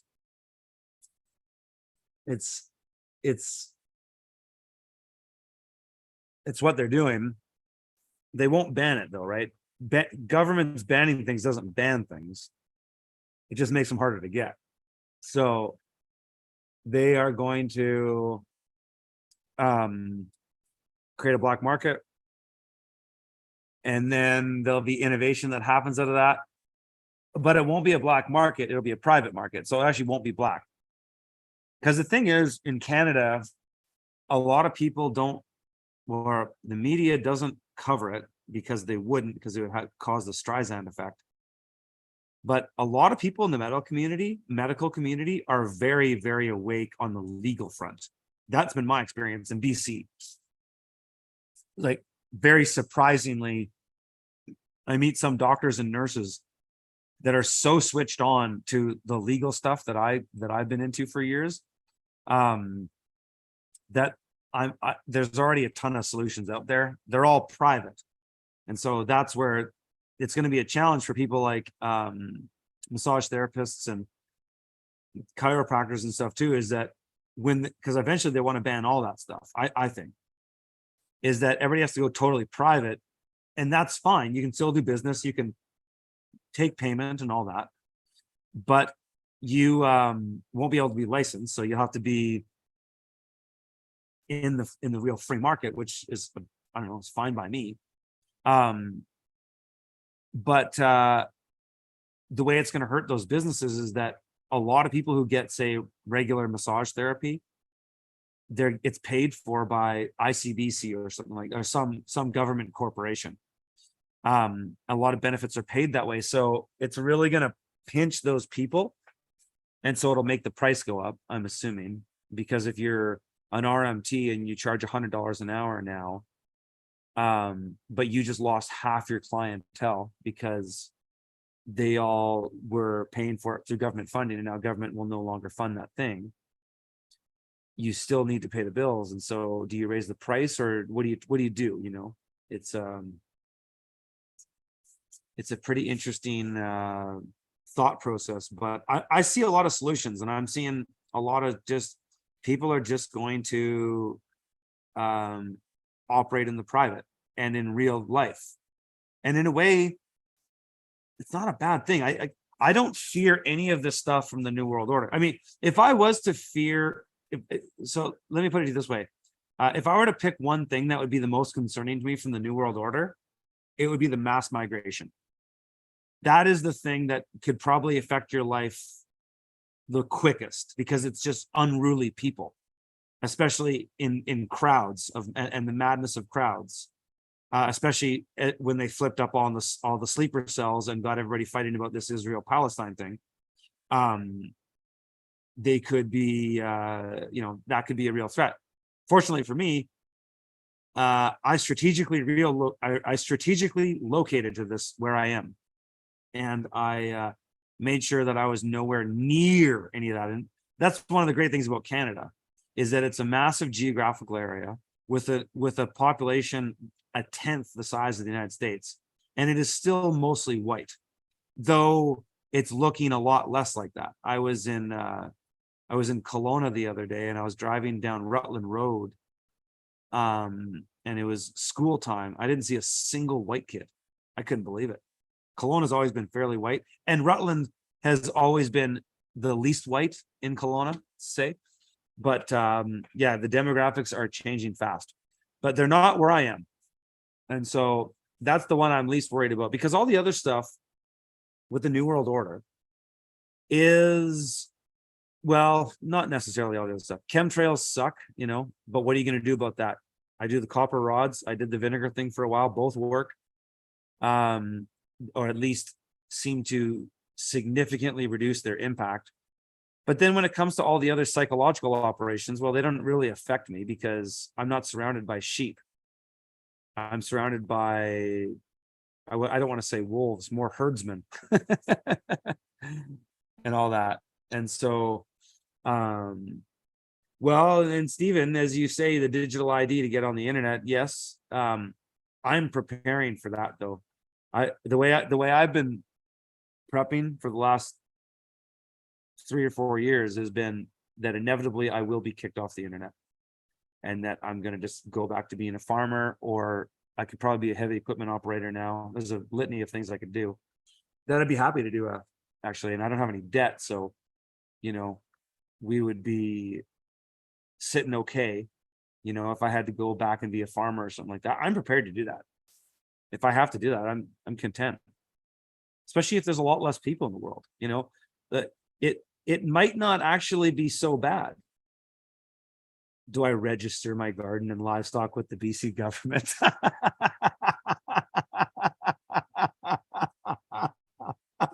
There's your answer, Joshua. Oh, that's funny.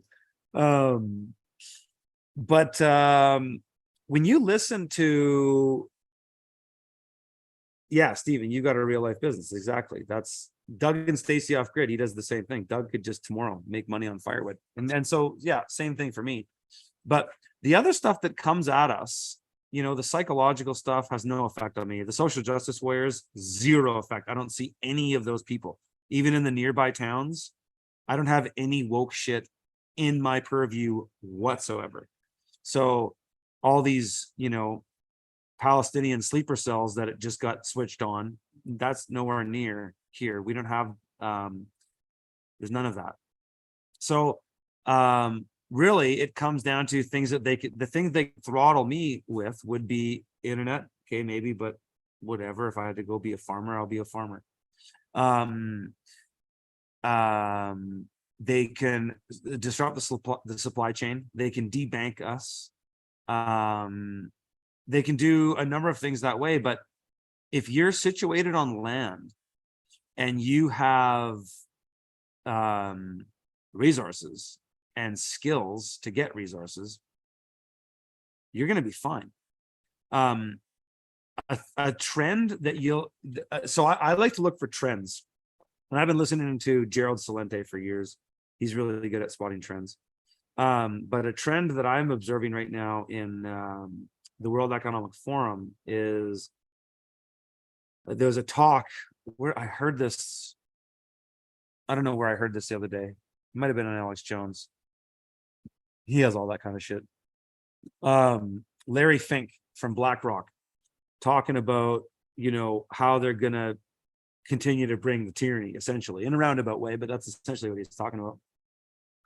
And he said it's going to be more and more private because the governments just can't do it. And the governments don't want the liability. They can't handle it because they're under contract with us that they can't bring the jackboots.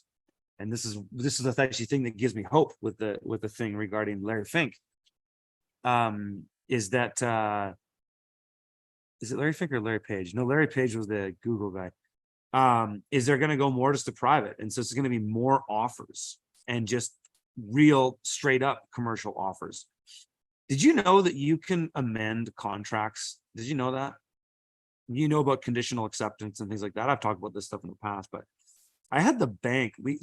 I won't name the bank, and I won't get too specifics into the contract just to protect myself or whatever. But there was a law passed in Canada, a statute passed in Canada not too long ago, and it was under some new bank regulatory thing. It's all a step towards CBC. It's all a step towards, controlling your money. The bank, so I have a business account, a corporation, commercial bank. They sent me this contract. It was seriously this thick. It came in a 8.5 by 11 size envelope. About 40 pages in there of a contract of, these are the terms and conditions we need you to get you to sign on to in order to continue banking with us. Otherwise you can't bank with us. So I read the contract and I was going, holy shit, there's some stuff in here that at first I was kind of freaking out. I was going, well, this looks like I can't bank with them anymore because I'm not going to go along with this. So I amended the contract. I went and I crossed out a couple of articles and I rewrote them that made more sense to me. And I signed it and I sent it back and they accepted it. They accepted it. I was so stoked. I was like, this is amazing. So From what I can see, it's easier to get remedy in private commerce than it is even public commerce. So, I've talked about conditional acceptances and writing letters and stuff to the government and all that with the state many times. And I would encourage people to do it because it's the best way to learn, is to just write letters and get responses and then learn from there.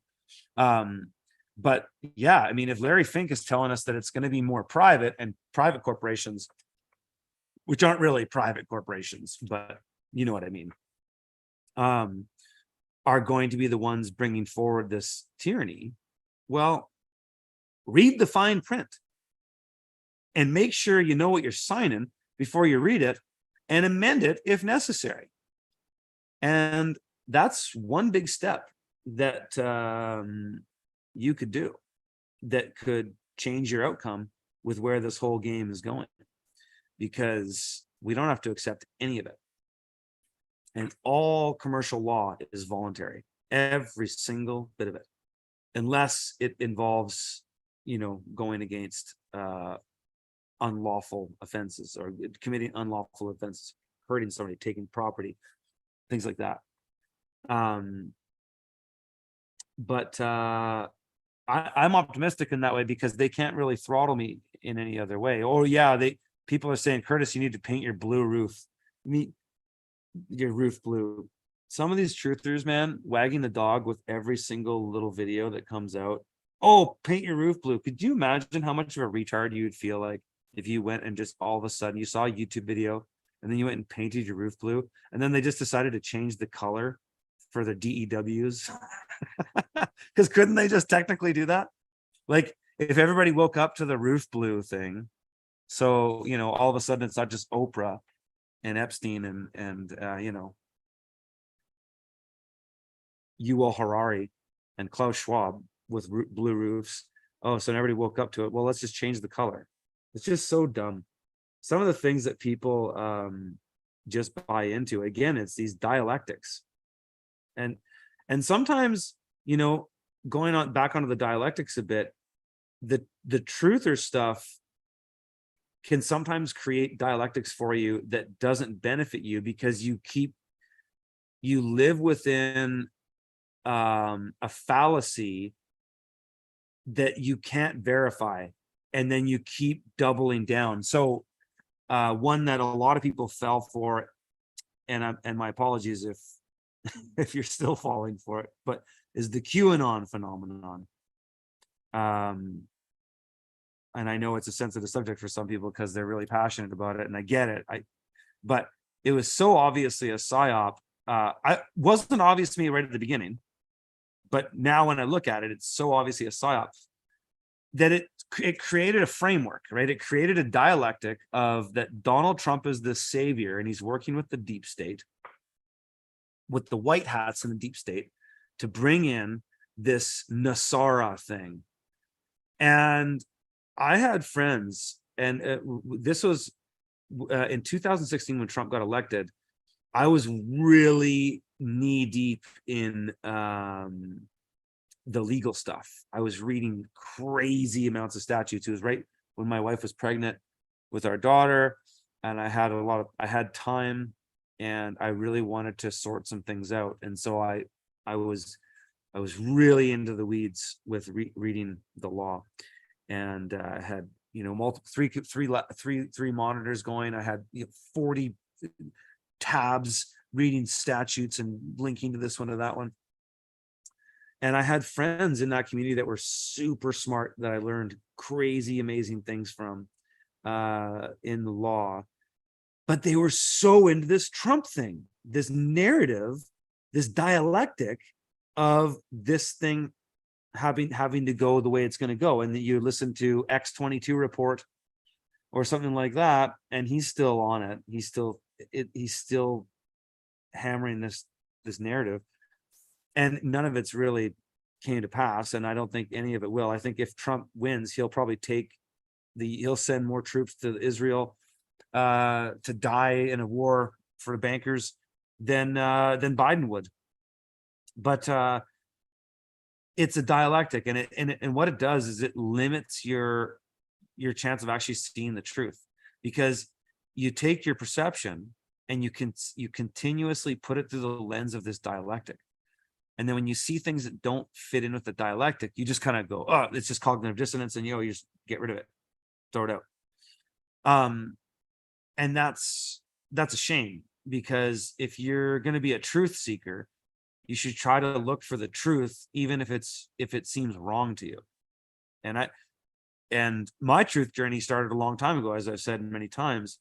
But I was still even a leftist for a long time as being a truther, because I started getting into being a truther when it was George W. Bush. And, the neocons were really, conservatives were really bad then, or at least in my mind, in my mind's eye. And, yeah, it was, man, I'm totally losing. I'm probably gonna go to bed soon here, folks. But yeah, so I kind of had this perspective that was limiting my perception, because I couldn't see outside of things that were, that I didn't take into consideration because they weren't in the dialectic. And so the big thing for me was the climate change thing. It took me years to wake up to climate change, years. And it was actually a hard road, because it started with cognitive dissonance, and then it started coming up in conversations. And then I started going, well, yeah, that actually does kind of make sense. I started bringing it up with friends. And then I had the blowback. I had canceling. Or they attempted to cancel me. It didn't work, but I had an ex-girlfriend that just kind of came out of the woodwork, all of a sudden hated me because now I'm a Trump thumper, because I'm calling out climate change. I'm a Trump supporter. I'm a climate denier and all this. And so if I would have cucked at that point, I would have just said, okay, I'll just go back and get in my lane, and I could continue being the urban farmer, and I could have just been a leftist and continue that liberal path, because that my urban farming journey took me really deep into the trenches of liberal ideology, especially at the universities that I was teaching at, like Ryerson and Concordia and stuff, and going to conferences and going to Boston University and teaching there, and right in the trenches of leftism, as modern leftism. And I had cognitive dissonance for a number of years, and it was quite uncomfortable. And then it got to a point where it was really uncomfortable, because it was a confrontation with a lot of people. And that's what these dialectics do to you, is that if they don't just keep you in line by just the fear of speaking up, it'll keep you in line through the ostracism, and people will ostracize you. And that's what, Owen does that with his cult too. They ostracize each other and they out each other. And then, oh, who's the person to hate today? Oh, it's Stephen Cornette. Okay, let's hate Stephen Cornette. Oh, now it's Jim Bob. Okay, let's hate Jim Bob. We all thought these guys are cool, but no, let's hate them now. So that's where these dialectics just manipulate you. And that's why you need to break them. That's why you need to recognize that anything could have a dialectic change to it, attached to it. And the question you have to ask yourself is, because a dialectic isn't by its nature bad, right? It sometimes serves great utility.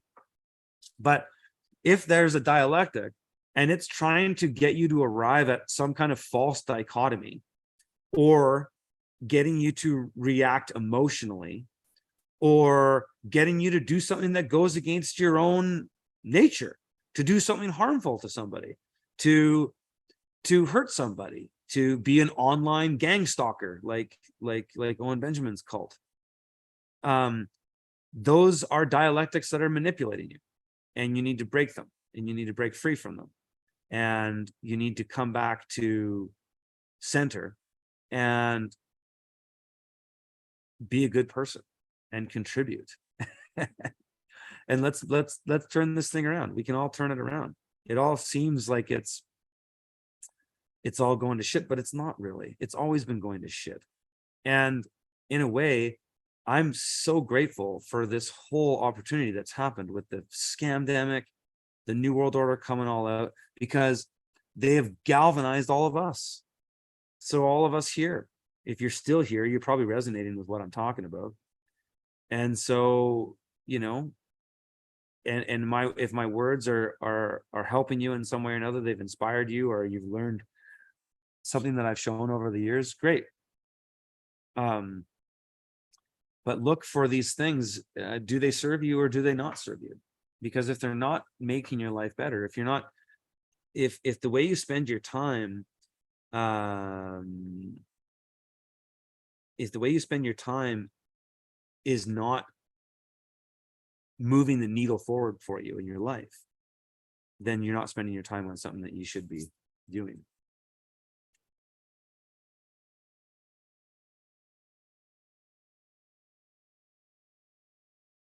I'm gonna look at some of you guys' chat, then I'm gonna shut her down and go to bed. No COVID shot for me. Finally, normal folks in a chat full of hackers. Oh, did we get some bear tards in here or something? Curtis, maybe even a magnet for these kinds of people so hackers can harvest them. Curtis, maybe even a magnet for these kinds of people so hackers can harvest them. I don't know. I know my personality is magnetic. When I was a really negative person, I attracted negative people. But when I became a positive person, I attracted positive people. And that's really helped me because it's your life can change so quickly with people. And that's what's really amazing about relationships. And if you build good relationships and put out goodwill in the world, it's amazing what it can do for you. I've had so many people be so kind to me on my whole journey and my whole career. It's just been it's just an endless train of gratitude that I have for people.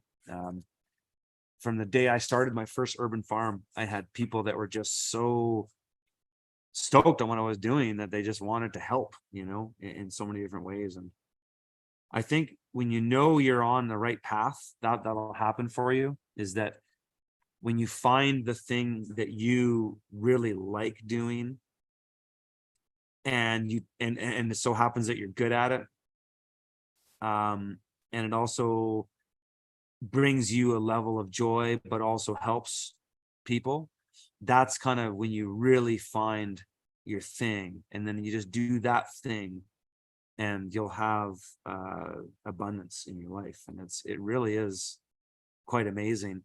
And I think people can manifest things at any stage. I know that to be true. But what I found is that things manifest faster when more people are on track with them. So when you get more people into a good thing, and those people come together, and then opportunities come out of those relationships that wouldn't have happened otherwise if they didn't come together. And that's where we have this sort of, where this law of attraction can really compound on itself. And I think that's what's a cool opportunity about where we are in time right now, is that a lot of people are coming together. And that's why, another reason why I think they flipped this switch with Israel-Palestine, is that I saw a lot of Muslims and Christians coming together in the cities and coming together against the woke stuff. And then that didn't last very long, did it? That they flipped the switch, and then where are those relationships now, right? Where are those people now?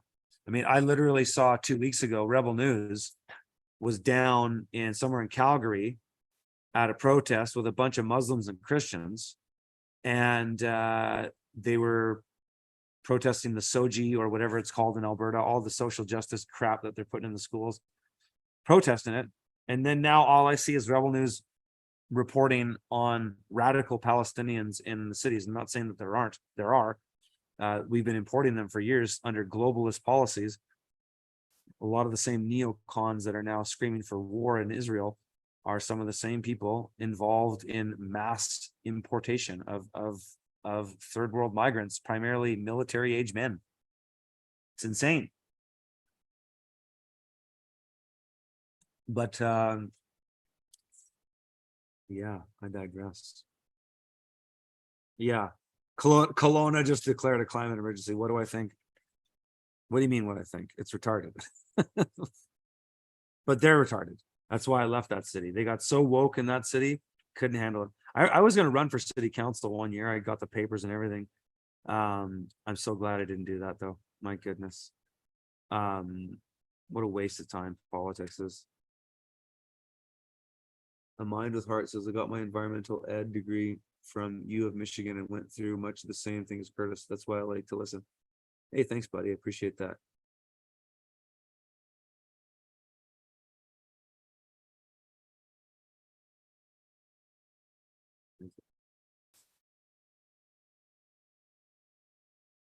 But Owen is a cult, isn't one of those dialectics. So you're saying that accusing Owen of being a cult member is a dialectic? I mean, I suppose it could be. Yeah. Doesn't mean it's not true. All you have to do is use your own eyes. Be guided by principles, not by personalities. That's a good one. That's a good t-shirt slogan right there. Michael says, Curtis read the book several years ago. I finally was able to purchase some land last year and started a farm. Couldn't have made such quick progress without your content. Thank you. Hey, man, you're welcome. Thank you. Larry Moore says, we're always waking up out of something. Concrete conclusions are detrimental to growth and learning. As the island of my knowledge grows, so does the shores of my ignorance. As the island of my knowledge grows, so does the shores of my ignorance. That's a profound statement, my brother. You gotta, you sure turned a phrase there. As the island of my knowledge grows, so does the shores of my ignorance. That's a really poetic, I don't know if you made that up, but that's, I really like that. I mean, it's the old cliche of the more you know, the more you realize you don't know. But it's a really poetic way of putting it. As the shore, I gotta read that again because it's as the island of my knowledge grows, so does the shores of my ignorance. It's great, and it's humble too, right? It's because it's true. It is true. The more you know, the more you realize you don't know. Because when you don't know those things, you can't comprehend the scope of them. But as you live through life and experience, you find out things that you didn't even know were possible, and then you understand the grandioseness of it all.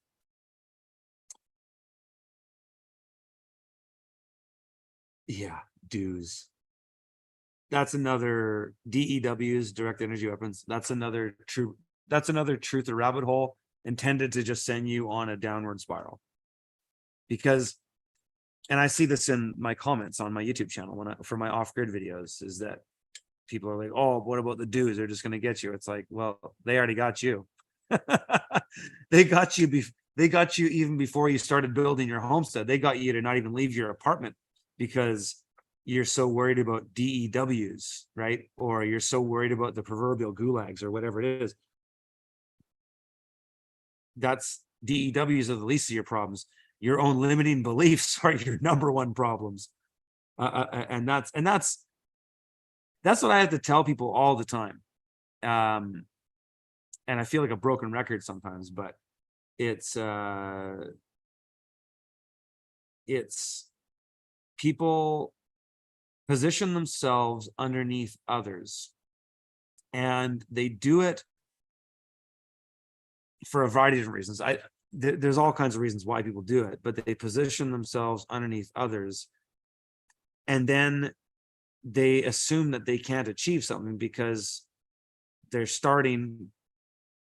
You're already starting in a bad position, and that's again why I always say to people, don't compare yourself to who you were to anybody but who you were yesterday.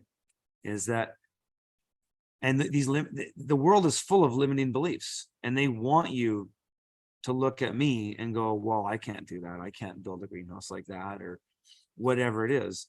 That's the point.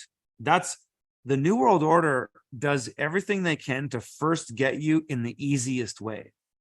That's where this whole fifth generation warfare comes from, the psychological stuff, is that they want to first get you that way because that's very scalable for them. They can scale a psychological operation a lot easier than they can scale a military operation with far less consequence. And so that's, we're so under psychological attack, we don't even know it.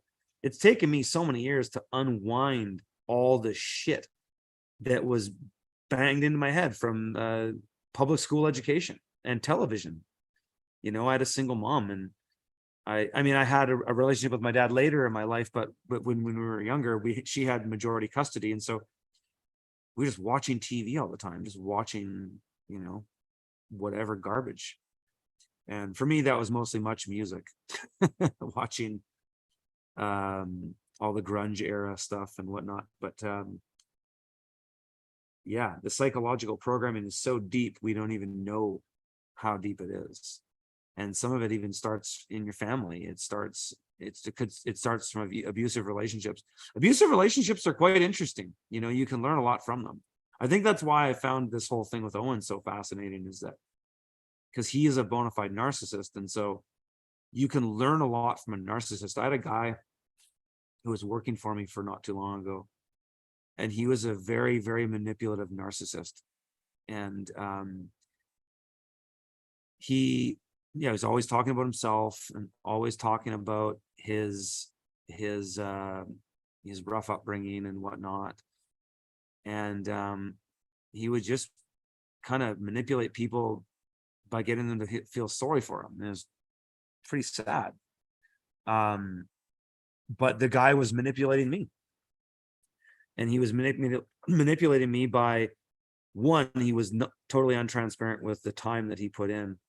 He actually gave me a fairly shitty deal as far as a contractor is concerned. The guy I have now doesn't ask for a percentage and does way more. And he was even manipulating some of the guys on my crew, in the sense that he would say things underhandedly about me, even though I'm employing all these guys and giving them a great job. And he would try to, I kind of caught him talking shit, basically. And the thing with narcissists is the best way to deal with them. And so I ended up firing him. And so he worked for me for a full season, and then over the winter a bit off and on, but it was really hard working with him because it wasn't the same working in the winter as it was in the summer with bigger crew, and it was nicer weather, and it was harder. I was working with him and helping him, and he just complained all the time, and it was just a really unpleasant individual. And so, but he had this really manipulative way of being, and I started to notice how he was manipulating me, or attempting to. He didn't get too far with it, but he did a little bit. And the way I fired him, and at first I wrote this big thing because I wanted to, I'm a fair guy. Like I don't want to just fire somebody and then, you know, be too short with them. I want to give them a reason. And so anyways, I wrote this whole thing up, and I wrote 10 reasons, and it was probably 2 pages on 8.5, 11 on a, you know, 14 point type text. And I wrote up this whole thing, and I was going to send it to him. And then I sat on it for a little bit longer. And then my wife and I talked about it and stuff. And then I decided not to send it to him, because I knew, as a narcissist, when you give a narcissist ammunition, all they do is take that ammunition. And so I decided to just not give him any of that. And I basically just wrote a paragraph, and I just said, you're fired. And the reason you're fired is because we had a conversation in August about your attitude. And I told you then it sucked. And I said, if you can change it, then I'd be happy to work with you. But you'd never changed it.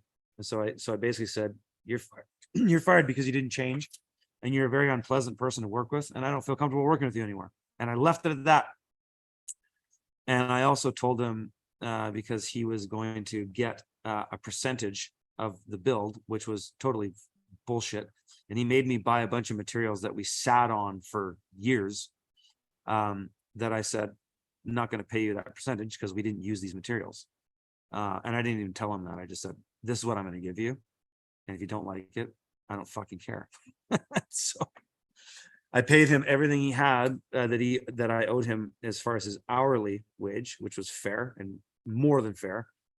And then I said, I'm not paying you a percentage on the bill because we never finished the bill. And he came back at me and goes, no, try again. And I didn't. I just left it. No, fuck you. That's how you completely destroy a narcissist, is you just don't give them anything. And then you just let it go. It's like, and I did the same thing with Owen. I just blocked him. He just could, he was bitch texting me up until not that long ago and just sending me, just being a total douche, a total narcissistic sociopath. Texting me stupid videos that his little fucking bears were making. And I just blocked him. And I just blocked him on Twitter, and I don't see him, and I don't care. And he's probably, I'm sure he'll hear about this, and he'll probably go on a Squirtus micro-ween rant for another couple weeks and try to send some more of his trolls my way. And I don't care. And that's how you deal with a narcissist. You just cut them off. Because if you don't give them ammunition, and he'll get ammunition for this, and it'll be fun, and he'll make content about it, and fine, send people my way. They'll see that he's a narcissistic sociopath, and they'll see that I'm a very reasonable person who helps people and wants to do good in the world and doesn't want to tear things down and trash everything like he does. He's like the Joker. He's actually the Omega that he talks about in his dialectic of the socio-sexual hierarchy. He is actually an Omega. And if you look at how he's come into the truth community and gone through all these people and burned every single bridge. That's why I call it Operation Barn Burner, because he just goes in and tries to parasite off people's followers, which doesn't work. Because when you burn them down, they're most likely not going to stop following the person that they were following prior to you. And so, yeah, that's how you deal with them. You just cut them off.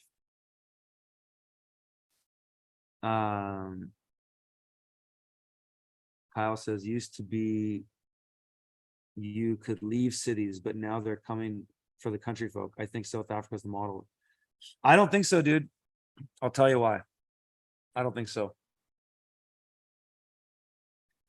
We'll riff on this a little bit before we shut this one down, but so okay, so you said a couple things. So about the cities, and then come from the country folk, and then South Africa. So maybe let me start with South Africa. What's different about South Africa than Canada? Demographics. Completely no association. The demographics are completely different. And I don't even think I really have to go that deep into it. If you understand where South Africa is, you understand where Canada or the US is, you can understand that the demographics are completely different. Though there's parts of the United States that might look more like South Africa, but Canada, no way. And maybe parts of Toronto, that's it. So it doesn't cross there. Two, with them coming for the country folk, again, where do you read that? So I just try to go for truth. Where is the truth? Like, and when it comes to the government, I read their documents, I read their laws, and I look for patterns, and I just don't see it. It looks to me, from when I listen to Larry Fink and all these guys, is they're just going to create more enticing technology and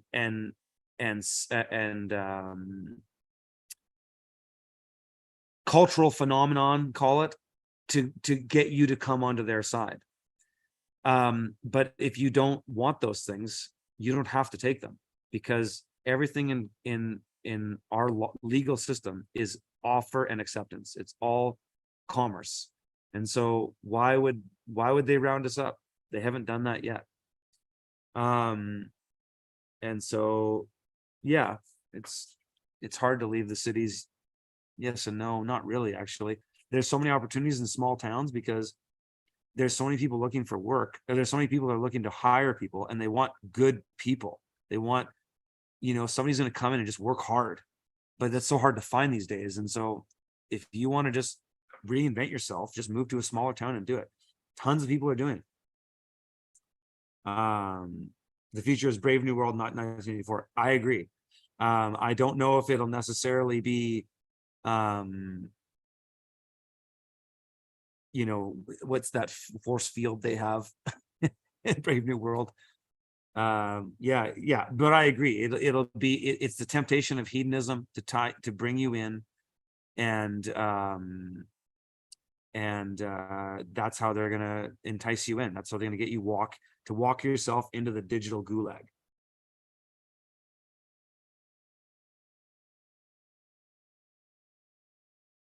To be in agriculture, I have to be selling products. They can't stop me from giving them away. Yeah, and they can't stop you from selling them. I highly recommend everybody read the International Covenant on Civil and Political Rights. It pretty much gives you remedy for most things in the Western world. I'll tell you that, little gravy bomb. I've talked about that before, but they can't take away your ability to contract. That's in their treaties. So, nor do they want to, but they just want to create a place where most of the people will go, and that's who they want to depopulate. It really is. I could actually imagine this sort of, just bear with me for a kind of funny thought experiment, or just imagine a weird scenario. You ever see X-Men, that X-Men movie with Thanos, or did you read the cartoons or read the comic books? And so in that one, he wants to basically reduce half the universe's population. And I'm just, spoiler alert, okay? Spoiler alert. At the end, he does it. And he's just hanging out as this agrarian now. He's just hanging out. He's, he's got he's looking over his cornfield, and there's tons of space. He's living in the country. It's beautiful. The sun's shining. That's actually what's going to happen, in my opinion, is that the New World Order, this whole Luciferian thing, just wants to get people into the matrix who want to go there. They want you to be a willing participant. If you read the early psychological writings of Bertrand Russell and guys like this, who are real visionaries for the globalists, they always say that they want willing participants. So not only is it peppered into the law in terms of voluntary compliance, that language is used all through Western law, but the globalists themselves say the perfect slave wants to be a slave. That's what they want. And so I think the way this whole thing is going to go, when the dust settles, like when we're talking, let's say they end up and bear with me, sort of a dark dystopic thoughts for a moment to get to the sunnier side. Is, let's say they pull this off, this whole thing. In my opinion, it's only going to happen for those who go, and they're just literally going to leave us alone, because I can't read anything in the predictive programming stuff they put out, whether it's through Johns Hopkins University and the WHO and the Bill and Melinda Gates Foundation, all that stuff. That's where they publish that shit. I've never seen any of them talking about going up and rounding up these country folks. And they do always tell us what they're going to do, like unequivocally. If you read the law, you'll find that. And if you read the books of the globalists, and you don't have to read all these books, you can just listen to guys like Jay Dyer or Richard Grove. They do this stuff all the time. They read these books and they show you, they have the camera and they show you. Well, Richard Grove does. Jay Dyer doesn't do that, but it's a great way to ingest a lot of globalist content if you want to go down that rabbit hole and listen to some of their lectures. But they show you everything where they're going to do. But where are they saying they're going to round up people in the country? I do know where they talk about, in the Rewilding Project, they talk about limiting resources to the rural areas, but that's why I'm off grid. Yes, they're going to limit resources. They'll stop plowing the snow. They'll start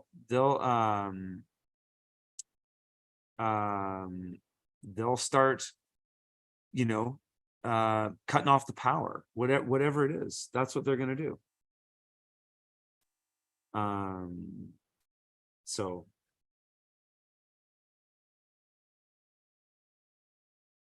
I feel the future is in South America, Chile in particular, climate, economy, resource split. I honestly, I don't think there's anywhere to hide anymore. I think we're in that UN map, that's our world. That's where they've got us locked in for now. And I don't think there's anywhere else to hide. I think everybody's going to have a last stand at somewhere. And I guess I'm hoping that my last stand takes a long time to get, and I can enjoy the next 20, 30 years on the mountain with my children and maybe see them have kids before any of this really comes home to roost for us. We'll see. Who knows? But I am an eternal optimist. And I don't know. I just see solutions. I guess I've always been a proactive person that I just go at things. And that's why when I started getting so fascinated with the law and I started writing letters and interacting, that I was just having these successes and I'm going, this is amazing. I mean, here I was thinking that we're all screwed and that we're all, they're going to come. I thought that for many years, they're going to round us all up. I thought that forever. But then why can we get remedy? How is it that we're getting remedy in the system if it's all that way? You turn on the news and you'll see the January 6th thing and all this stuff. And in Canada, all these guys, they had their bank account seized. The trucker thing was the same thing as the January 6th thing, really. It had the same sort of monumental cultural impact. And for better or worse. But you look at that stuff and you go, oh, look at all this injustice. But at the same time, don't walk into Babylon. Babylon's done. It's dead. It's dying. It's in the death throes. Don't walk into Babylon. There's another lie our cult leader boy perpetuated about me, that I told people to go to the trucker convoy. I did not. He just lied and just made that up. I told people to not wave a Canadian flag at the trucker convoy. That's what I'm on the record saying. But don't walk into Babylon to tell people that Babylon is burning, to tell the Babylonians. So it goes to a lot of the stuff that we saw before the latest PSYOP with all the woke stuff, Billboard Chris and all that. And he was kind of entertaining for a while, but I just don't think he knows very much, actually. He just kind of knows his one subject about hormone therapy, and he wants to educate people about that, but he doesn't really know much about anything else. And sad to see him just turn into a neocon. But all these guys that are going into the city to have these counter protests with Antifa and Black Lives Matter and drag queen pedophile hour and all this nonsense. Why? The New World Order, they want you doing that. Klaus Schwab wants you at the protesting drag queen story time. He wants you doing that. He wants you getting angry. He wants you getting in these little squabbles with people and fighting and spending your time doing that, not crushing on your own homestead, and I'm not necessarily opposed to protest. I don't think there's anything wrong with people getting together. I think there's different types of protests, of course there are. But, what I saw in Kelowna over the scamdemic, I thought was quite refreshing, actually. A guy I know, David Lindsay, was organizing a group every Saturday, and they invited me to be a speaker on many occasions, and I graciously accepted, because it's fun to get together, especially during the scamdemic when everybody's paranoid about wearing masks and all this. And I go down to this group and everybody's hugging each other and shaking hands, and it's cool, and it was exhilarating.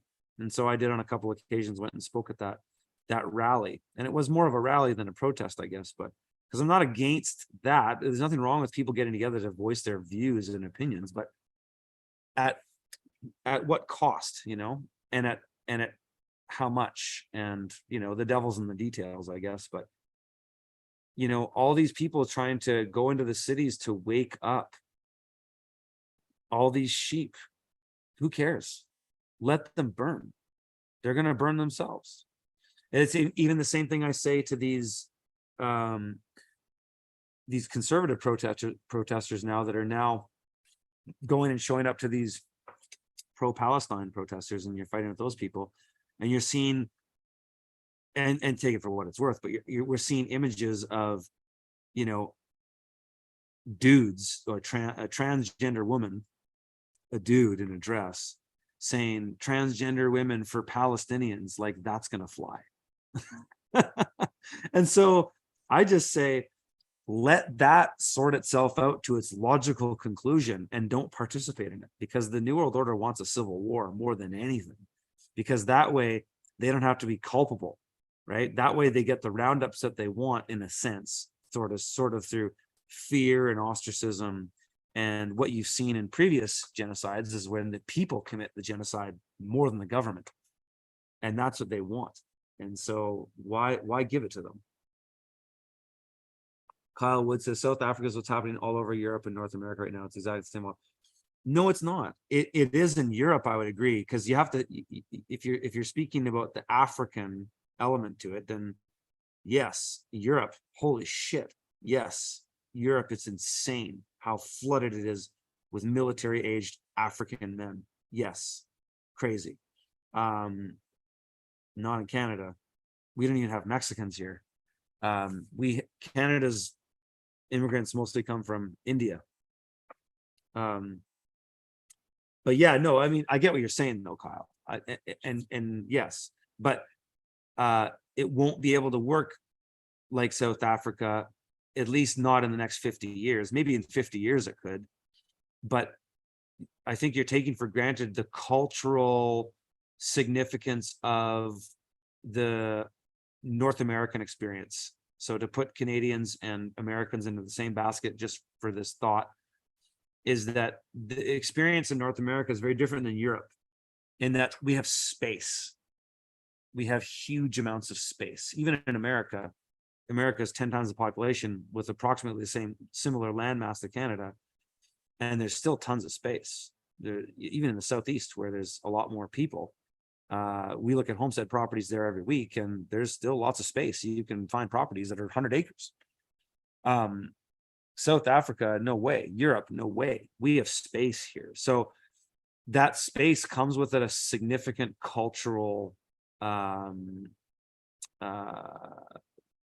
effect, in that people are used to having personal space here. People are not used to having personal space in India or Africa in the same way that we do here.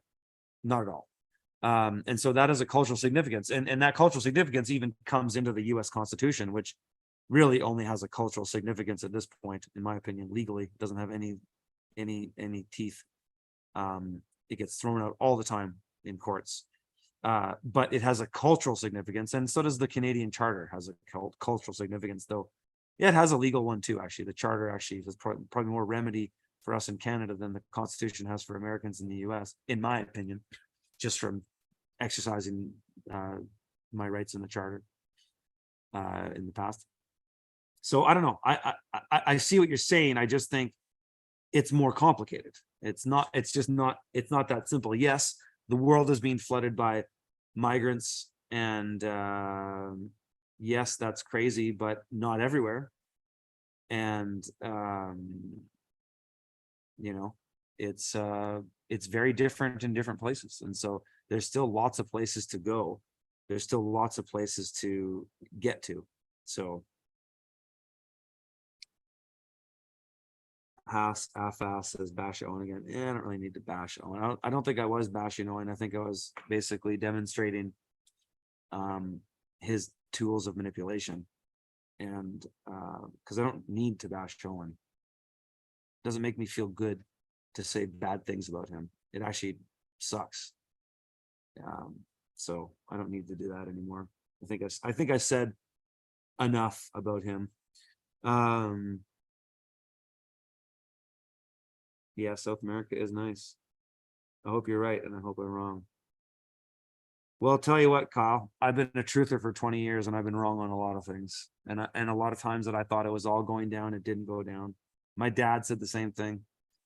My dad was waiting for all of that to go down for a long time. And in my 20s, every year it was, oh, Kurt, the shit's going to hit the fan now. But, and it is, but you get through it and you find a way to get to the higher ground. And maybe that's our journey, right? What's the best possible outcome do you see from this, Curtis? Fixed elections, raising interest rates and taxes, and it doesn't look like it's going to ease up. Well, the best possible outcome, I mean, I think the only outcome is we're moving into a complete collapse. I think we're really starting to see the political side of that now. The most recent one that makes me think of that was the Canadian Parliament when they had the Nazi guy go up, and I think that was a complete intentional gaslighting of the Canadian public, showing you that this is now a complete dog and pony show. And so I think they're going to take globalism where they want to take it, and we all know what that is, right? Central bank digital currency, digital ID, universal basic income. They're already talking about socialized grocery stores in the US, especially for the poor neighborhoods. So all under the guise of food deserts, socialized grocery stores where you will eat the bugs, right? And your social credit will get you a certain amount of protein a week and could go as crazy as you imagine. But no, I think the only way through it in the cultural, the cultural phenomenon, the political phenomenon, the societal phenomenon is just complete destabilization and complete collapse. Having said all that,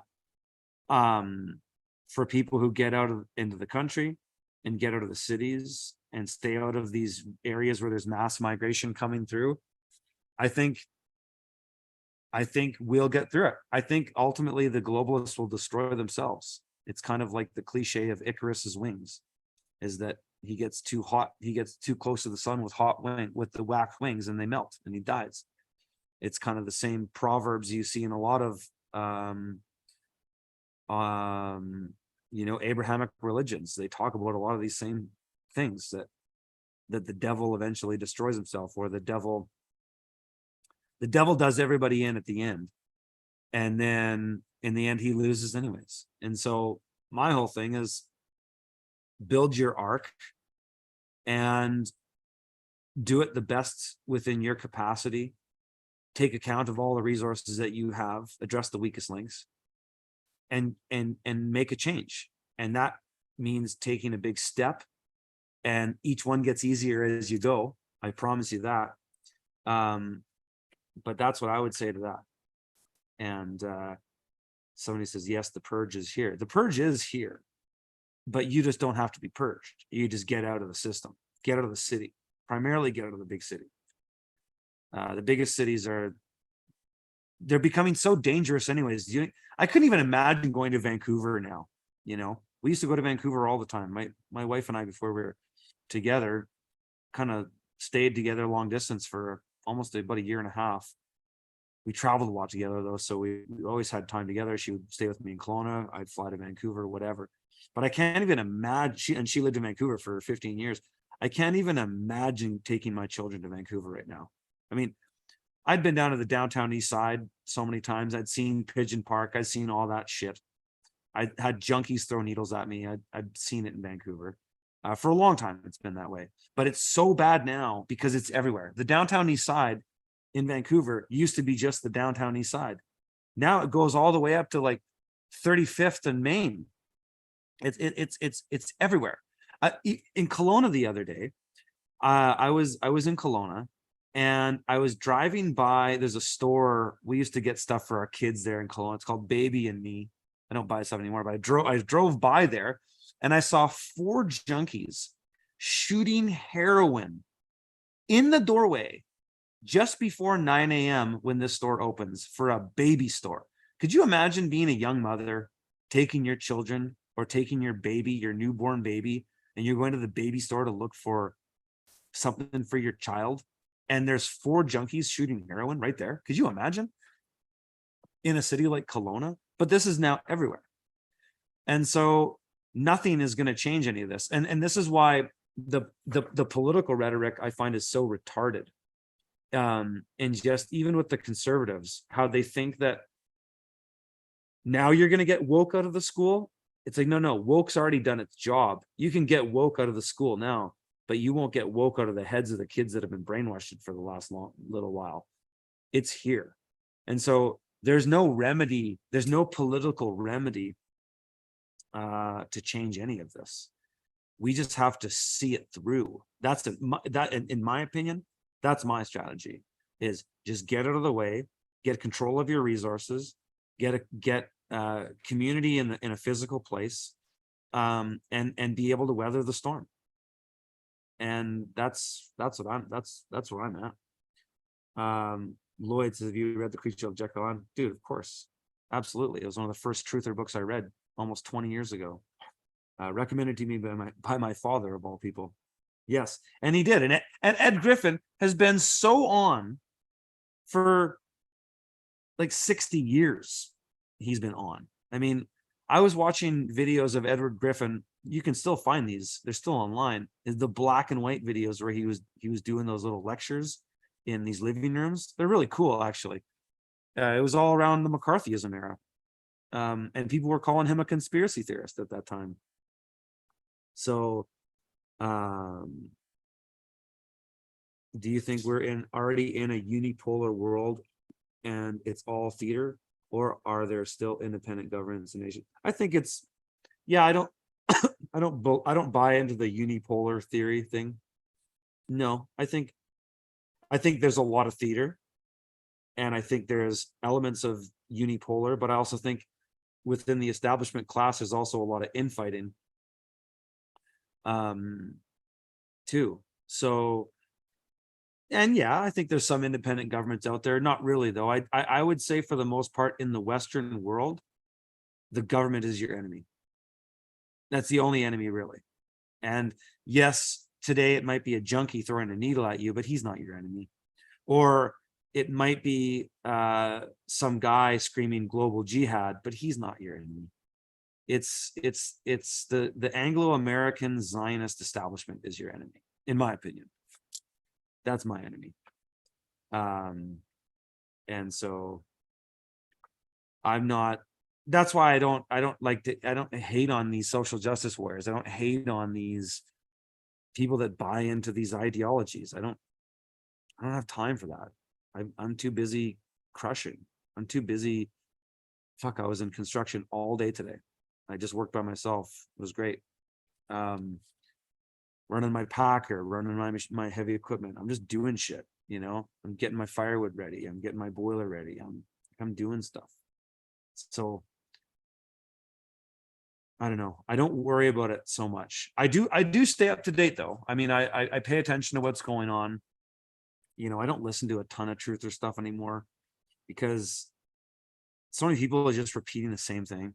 I mean, I have said Alex Jones a lot probably in my streams, and there's a reason for that, is that he's really one of the only guys that and just InfoWars in general, is that they're one of the only organizations that consistently just brings what's going on in the news and what's going to be next, and is consistently right. Yeah, they've been wrong here and there, but not really.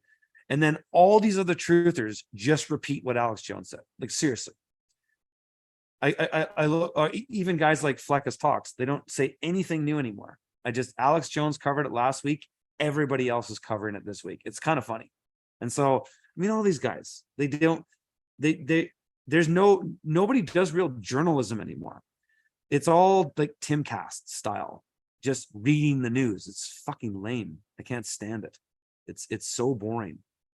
But InfoWars, or I got to give credit to my buddy Dan Dix, Press for Truth, still one of the only journalists that actually goes on site and actually goes and travels to places to report things. InfoWars doesn't do it as much as they used to, but they have a ton of independent journalists that work with them.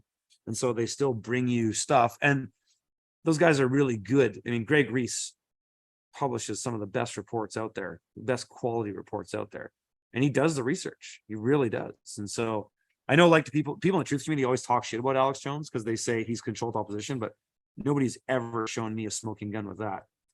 David Icke too. Yeah, David Icke, absolutely. David Icke has been so bang on for so long. It's just yeah, I don't listen to a lot of these guys anymore. I don't want to name names. I don't want to talk shit, but I really find there's very few out there that are, with my limited time, I just find okay, Channel 3, here's your opportunity to tell me how and where he was bought off. I want to see the evidence. This is the thing that drives me crazy, and this is what got me into trouble with the bear cult, was that I asked for evidence of something regarding Jordan Peterson, and that obviously struck an emotional chord with the big bear there. James Corbett, yes, he's still good too. Yeah, I like James Corbett. I was actually just watched him tonight when I was washing the dishes. Is that no? But what is, I just want to see the facts. Okay, or at least I want to see a smoking gun. I want to see.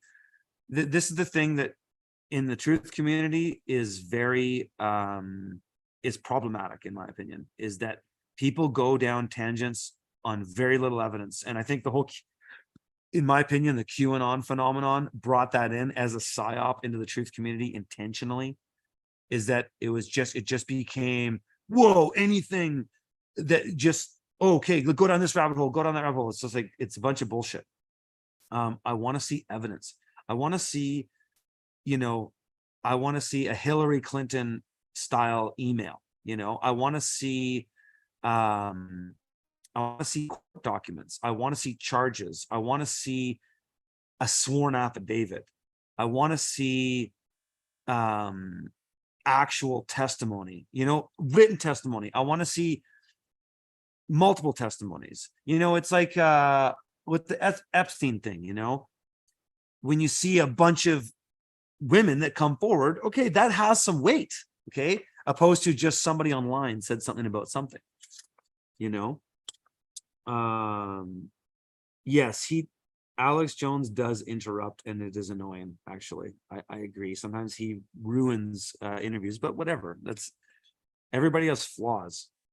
But I would love to see your evidence for Alex Jones, because I'd be willing to look at it. I'm willing to be wrong. If he is legitimately a controlled opposition agent, I would like to know. Max Egan's got nothing interesting to say. I'm sorry. I used to like Max Egan back in the early days, but I don't know. He's kind of wandering around wondering what he's doing.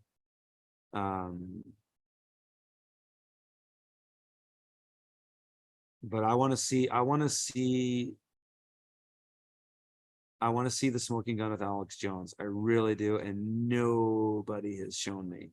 Nobody. Like, give me a smoking gun, man. Give me something. You know what I mean? Give me something before you just throw somebody out like that. I do like Mike Adams. Yeah, David. I like Mike Adams. I love Whitney Webb. She's fantastic.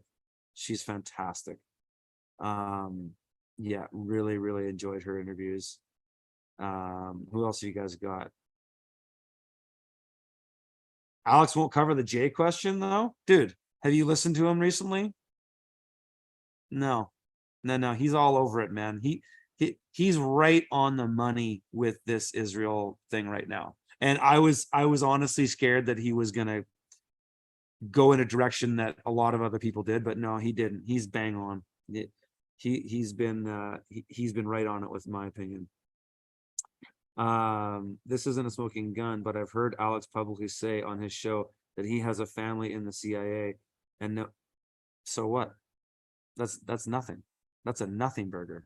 So yeah, I've heard him say that too. He's said he's had family that worked in the government, and he makes, so what?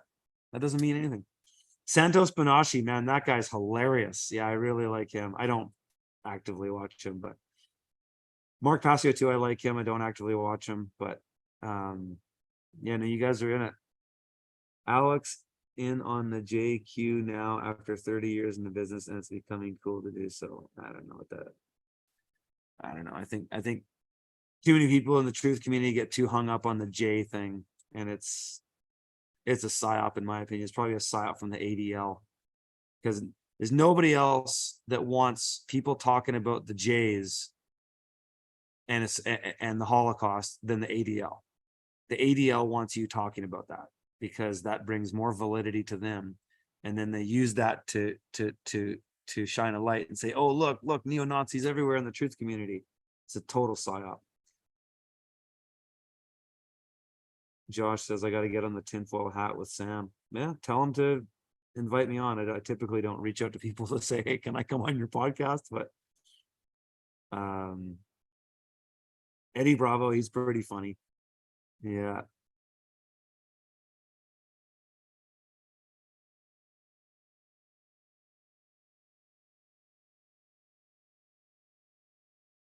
Yeah, Santos is there was another Australian guy that I really liked of him. Who was that? I forget. I'm getting tired. I'm over Doug and Stacey can't watch anywhere. Nothing interesting to say. Just wagging the dog. Clickbait titles. Well, it gets some views. I mean, he's it's it's working for him. So whatever. But yeah, I mean, yeah, and that's not my thing. So you don't get it. Alex just got exposed with Masons on staff. He needs people to believe the Bible is true. Dude, okay, send me that stuff. Like, put it in the comments, okay? In this video. Give me your smoking gun. I call bullshit. Because the thing is too, is you look at, here's the thing with Alex Jones too, and because I thought he could have been controlled opposition. My mind went there for a while.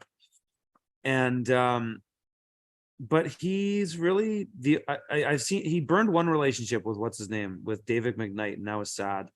And I think that was probably an ego thing. And I'm sure Alex Jones has a massive ego, but that doesn't change the fact that he brings consistent content that's good, Hey, Covert Radio, brother. I saw some of your videos, man. Damn, they were hilarious. If yeah, we got a guy in the house here. Not to bring up Owen again, but Covert Radio has eviscerated Owen with his own words.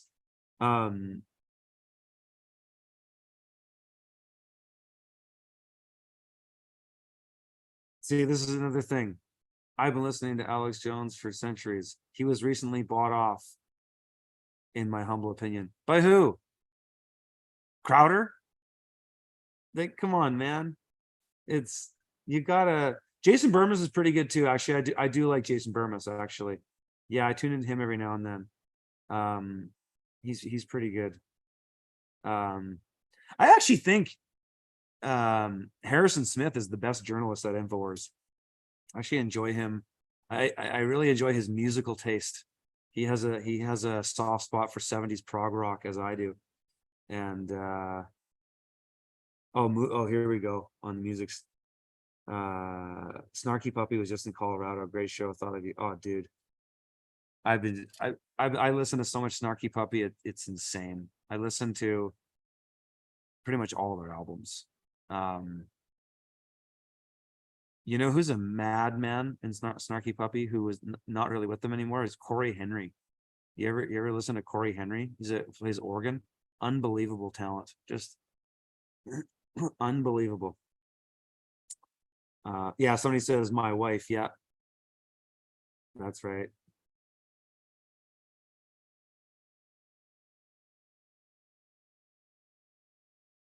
Greg Reese is the best. Greg Reese is incredible.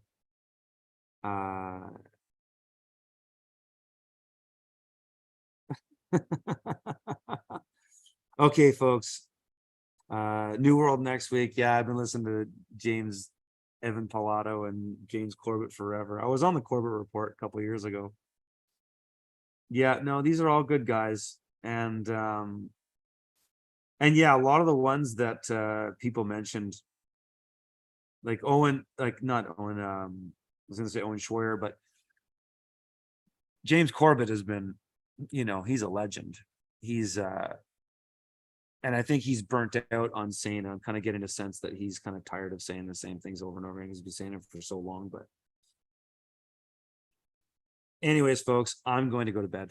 It is 11:20 for me. I'm probably going to be getting up in 4.5 hours because that's when everybody in my family gets up, or 5.5 hours maybe. So I bid you farewell. This is a lot of fun, and smash the like if you guys liked this stream, and let me know if you like the evening streams, because I think that's going to have to be how I do this going forward. Just because it's too difficult to do these during the day. It just takes too much from my work and from my family. Whereas this way, especially in the winter when they're sleeping, I stay up later anyways. All right, folks, this is a lot of fun. I'll see you guys in the next one.